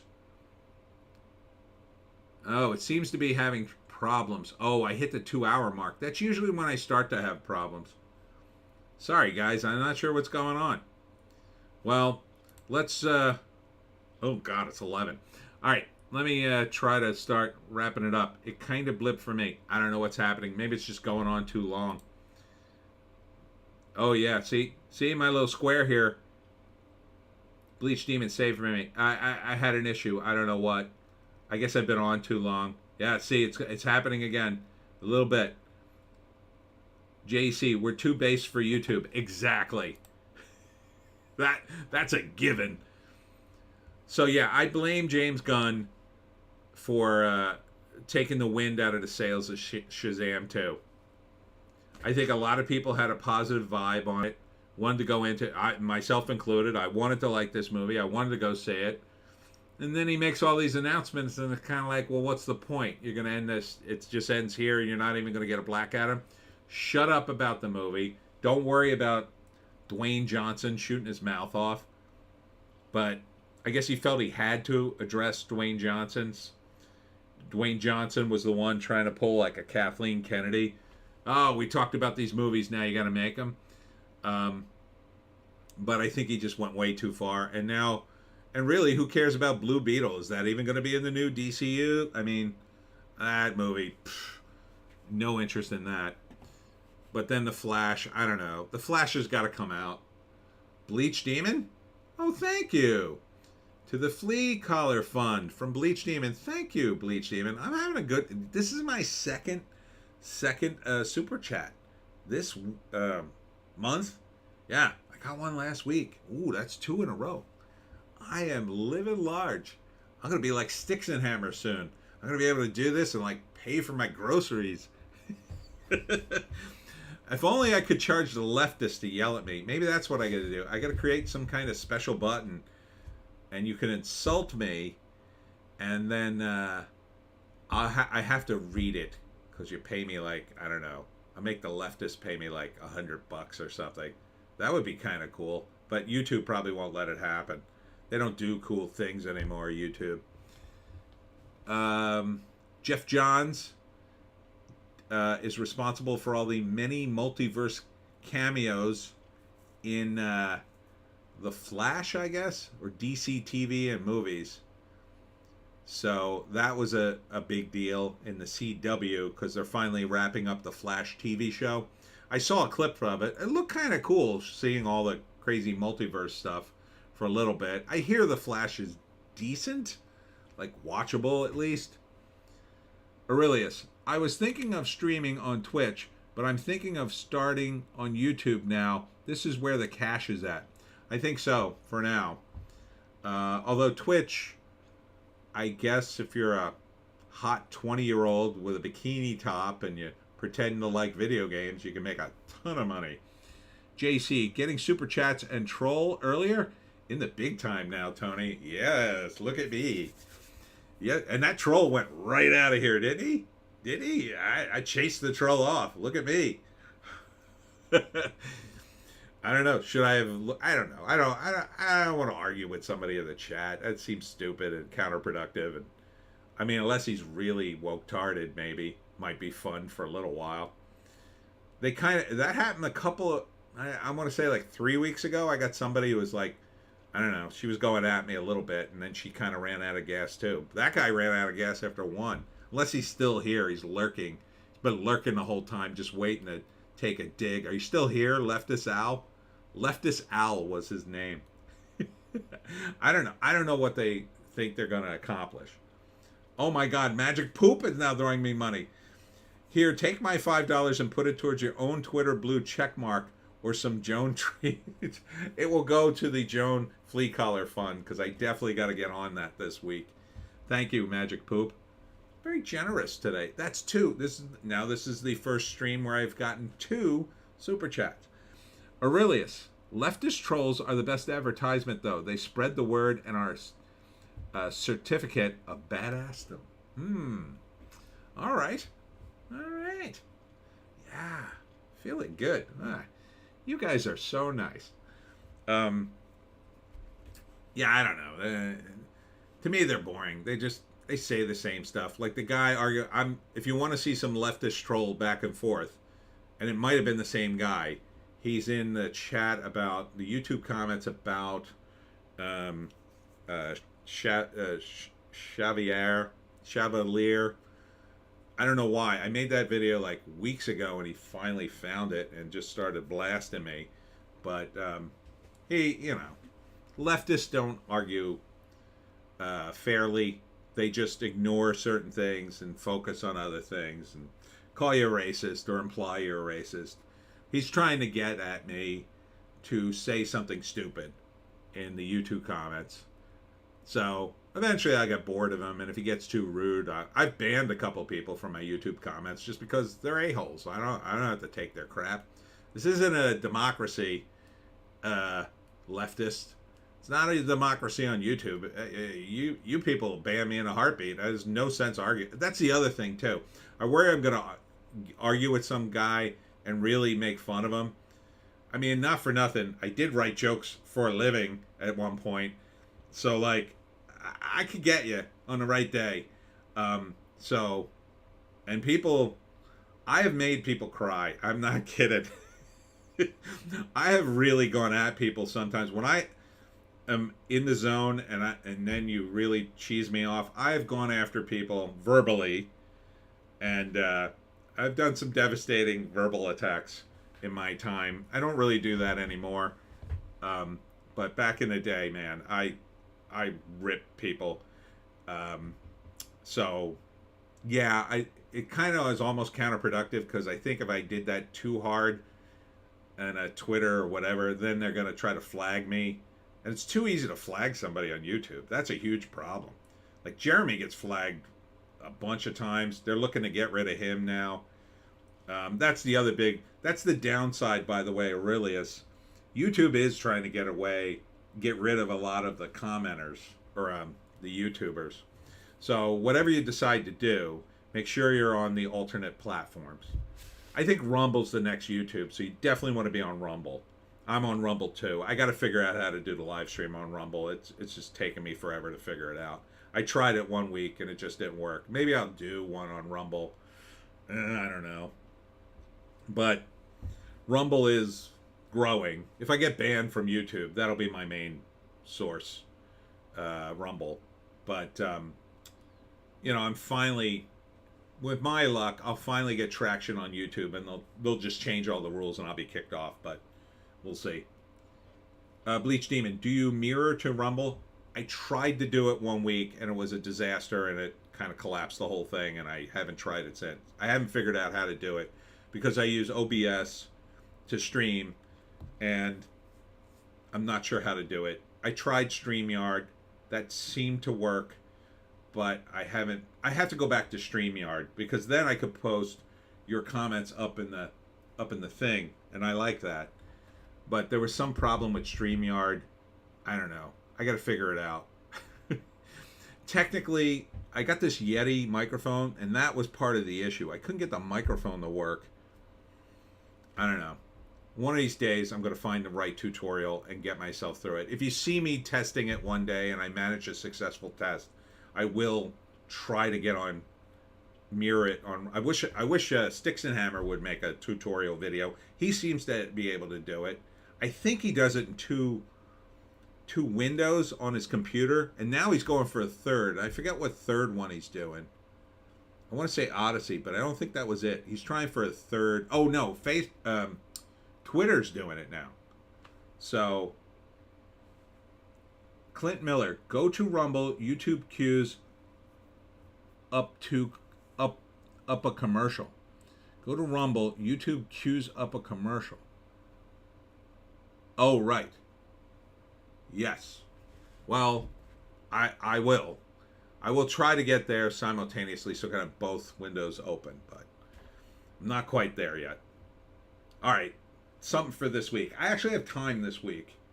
So maybe this will be the week I finally figured it out. So look for me sometime maybe in the middle of the week. I'll try it as a test run to see if I could just get it working. And maybe we'll do something on Thursday or something like that. So yeah, that's a good idea. Let me see if I have any more headlines I had to check out here over here at Deadline. It's an article about Cameron talking about how great he is.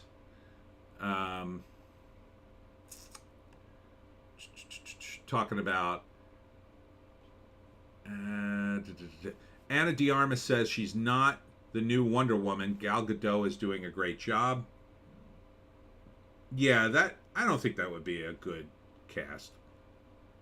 Bleach Demon. There are a few people I know that are in the know on Rumble Savvy. I hope one of them has a tutorial online that I could watch. Anna de Armas in the DC universe. She's very hot. Catwoman comes to mind. But I'm not sure where the Batman universe is even going at this point. Zatanna. I mean, she would work for Zatanna, right? She's right age, right look. Perfect for Zatanna, really. Who else they got in the mix? Not a lot of females in the top tier at the DC universe. Maybe some of the old characters from the Justice Society, one of those, but they're not great. Gosh, I can't think of any more female characters in the DC universe with superpowers.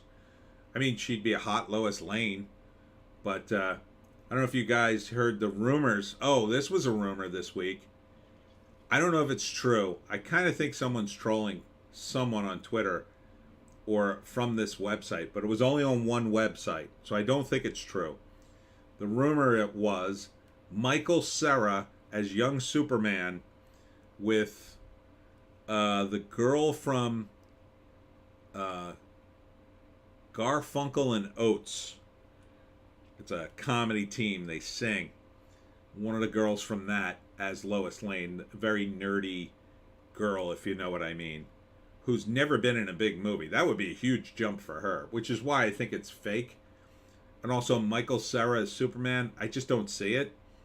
But unless it was a comedy, then maybe. I would love to see Michael Cera come back as something. I think Jesse Eisenberg has taken all his roles. But, yeah, I just don't see him as Superman. Unless he had a complete, he spent the last 5 years working out like a madman, and now he's totally ripped, maybe. But, yeah, I don't see Michael Cera as Superman. Michael Cera is the neurotic Superman. Listen, Lois, I'd like to save you, but I don't know. I mean, you probably have somebody else to save you. No, save me, Superman, save me. Yeah, I don't know. You're coming on awfully strong. I don't know. And then she just. So yeah, but anything with Anna de Armas in a tight costume, I'm probably for. Bleach Demon, I wish that Pierce Bronson would make a return as Dr. Fate. Didn't they kill him, though, in the Black Adam movie? Yeah, I wouldn't hold your breath for that. Pierce Bronson strikes me as the kind of guy who just, like, he did that once and then, it wasn't a big hit. I'm never doing it again. Like, he kind of doesn't need the money, right? He strikes me as the kind of guy you could talk him into doing a movie once, and if it's not big, he'll just be like, F this. I wish he'd do more movies in general. I kind of like him as an actor. I didn't really like him as James Bond. I thought he got in late. He didn't get good scripts, but, what movie did he do? The Matador? I don't know if you ever saw that. That was really good. A couple others. I don't know. I like him as, like, a guy in a heist movie, stuff like that. It's always fun. What else? Anything else? I think that was it. I think I got to start wrapping this up. Yeah, I'm over 2 hours. Yeah, they killed him dead. LOL, says Bleach Demon. Yeah, I didn't see the movie. Kind of disappointed they would kill Dr. Fate in that movie, but I'm kind of not surprised at the same time. I don't know, man. The whole Black Adam thing. It was a great idea to cast him as Black Adam if they had made him the villain in Shazam. It would have been great. I would have liked to have seen that matchup, and they should have given him hair. They absolutely should have given him hair. Aurelius, Dante's Peak. Yes. Did I see that movie? I can't remember if I saw it or not. I remember it, though. I don't think I did. But yeah, I mean, Bleach Demon. Oh, like in the Thomas Crown affair? I know I've seen parts of that. JC. Pierce caused trouble for the studio getting that movie into China because of his view about Tibet. Well, the funny thing about that is a lot of Hollywood actors had that view. That was like one of those fashionable views in Hollywood at one point. Free Tibet. Richard Gere and all those guys back in his days. I guess you would say late 80s, early 90s sort of time period when that was still fashionable. Say, oh, free Tibet, free Tibet. When the Chinese were really cracking down on the Tibetans. It was like a hot luxury belief. Now, I don't know who you would find to say that in Hollywood. None of the new guys. I mean, look at John Cena. There's another guy on my list. No, thank you. No, thank you. I'll skip John Cena. Thank you very much. Boy, talk about a guy who's preparing for our Chinese overlords to take over, in my view. But yeah, that's weird, but that's Hollywood. They want that money, boy. Oh, they want it. JC, Free Tibet was huge in the 90s. Yeah, I remember it.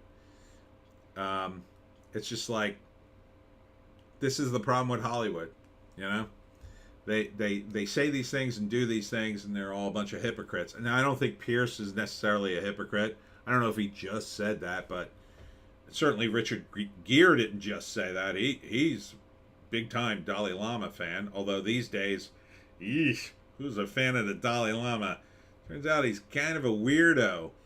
After that, oh God, did anybody not see the footage of the Dalai Lama? Because if you didn't see it, and you have a thought in your head about the Tibet and the Dalai Lama, you might want to see this footage because it's a little disturbing and a little weird. I was like, holy F. Because I always thought, the Tibetan guys, they seem kind of cool. They seem peaceful now. I mean, they're the last remnants of the Mongolians who went on quite a tear, but now they seem peaceful and they're all into their religion and stuff, but holy crap.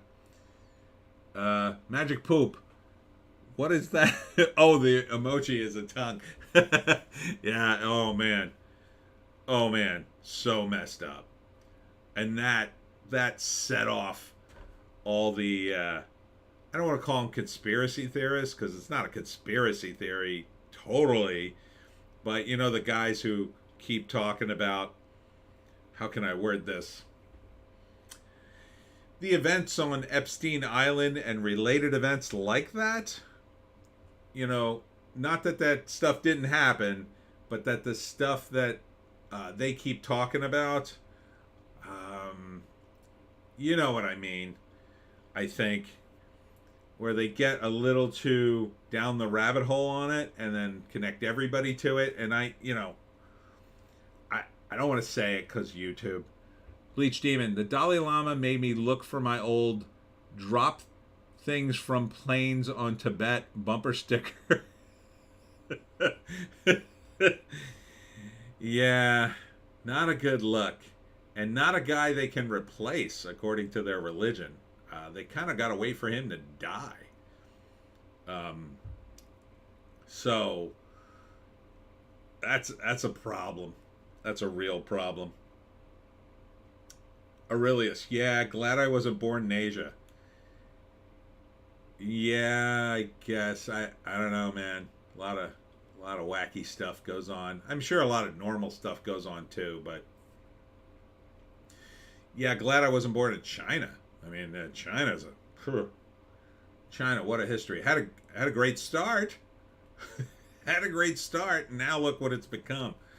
Um, but you know, hopefully, I mean, Russia got out of that communist phase, so hopefully China will one day too. I guess it's technically out of it, but sort of communism with a bunch of horrible crony capitalist features, I guess. JC, apparently the Buddhist monks are worse than Catholic priests. There's a whole culture around it over there. Oh no. Ugh. Well, that's not good. Yeesh. Yeah, see, this is what happens when you don't let guys, you know, get some. Maybe they should have went another way with this. Maybe they should have went, acknowledged that people are kind of human, and once in a while you need to sow some wild oats, like kind of the normal way, with adults, and just kind of acknowledge that, and maybe get them wives. And I don't, for the life of me, I can't figure out why the Catholic Church doesn't reverse the whole thing with wives now. Like, that to me would be the easiest solution, right? You just say, okay, all right, you can get married. Everybody get married. Priest, get married. Yeah, go find a wife and be like a good Catholic dad, and go nuts. John Adams is here. The Chinese kidnapped the kid that was supposed to be the reincarnation of the person that finds the next Dalai Lama, so the chain was broken. Is that true? Interesting. Aurelius, yeah, Catholic priest thing is sadly widespread corruption. In other cultures, it's a feature. Yeah, just let them marry. The crazy communist pope they have now, I don't know if that's going to happen. Bleach Demon, I mean, West Taiwan is basically Germany in the 1930s, just with Winnie the Pooh. That's right, it's West Taiwan. Yeah, at John Adams, I heard that too. I had never heard that. Wow. So they kidnapped the kid that was supposed to be the reincarnation of the person that finds the next Dalai Lama. That's terrible. Oh, the Chinese are so mean to the Tibetans. They really are, though. They're so racist, too. The Han Chinese. Read about them sometime. Oof. What's going on over there? It's not nice. All right. Well, on those happy notes, I guess we're going to wrap the stream here. Final thoughts. Sorry you got in late, John Adams, but good to have you. Thanks again to you guys for sending me money. That was very nice of you. Very generous of you. I will put that to good use for Joan. What's coming up? Wednesday, I'll be at the West Windsor Library in West Windsor, New Jersey, for my talk on how to hunt the Jersey Devil at 6 p.m. If any of you are in the New Jersey area, stop on by. And then next week, I'll be back at my normal time at 7, because I I don't have anything going on next weekend, so it's a free weekend for me. After this week, I could use some time off. Maybe I'll finally figure out how to do Rumble by that time. That would be good. So look for me sometime, maybe on Thursday, testing it out if I can get it rolling. Maybe what I'll do is I'll try the Rumble stream separately. No, I'll figure it out. Hopefully. All right. So final thoughts. Any questions? Bleach Demon, great stream as usual. Cheers all. Thanks so much. You guys make it great. If I didn't have all these cool comments to read, I'd have to just talk about my day and my dog. And who could hear that much, Joan? Joan's stop. Oh, Joan's all tuckered out from walkies. And a pork chop. I gave her a pork chop. John Adams, yeah, Dalai Lama and the Chooser, forget his title, both reincarnate, and the living one finds a reincarnation of the other. Now, is that guy still alive, I wonder? I wonder if the Chinese still got him. Maybe he didn't want to tell the Chinese who the real reincarnated one was. And then I guess he just picks the new reincarnated Dalai Lama and then just dies. Tough gig. What else is going on? That's about it. I'm going to do the Piney podcast in a little while. Take a little break. Aurelius, see you around. Cheers. And pats to Joan will do. And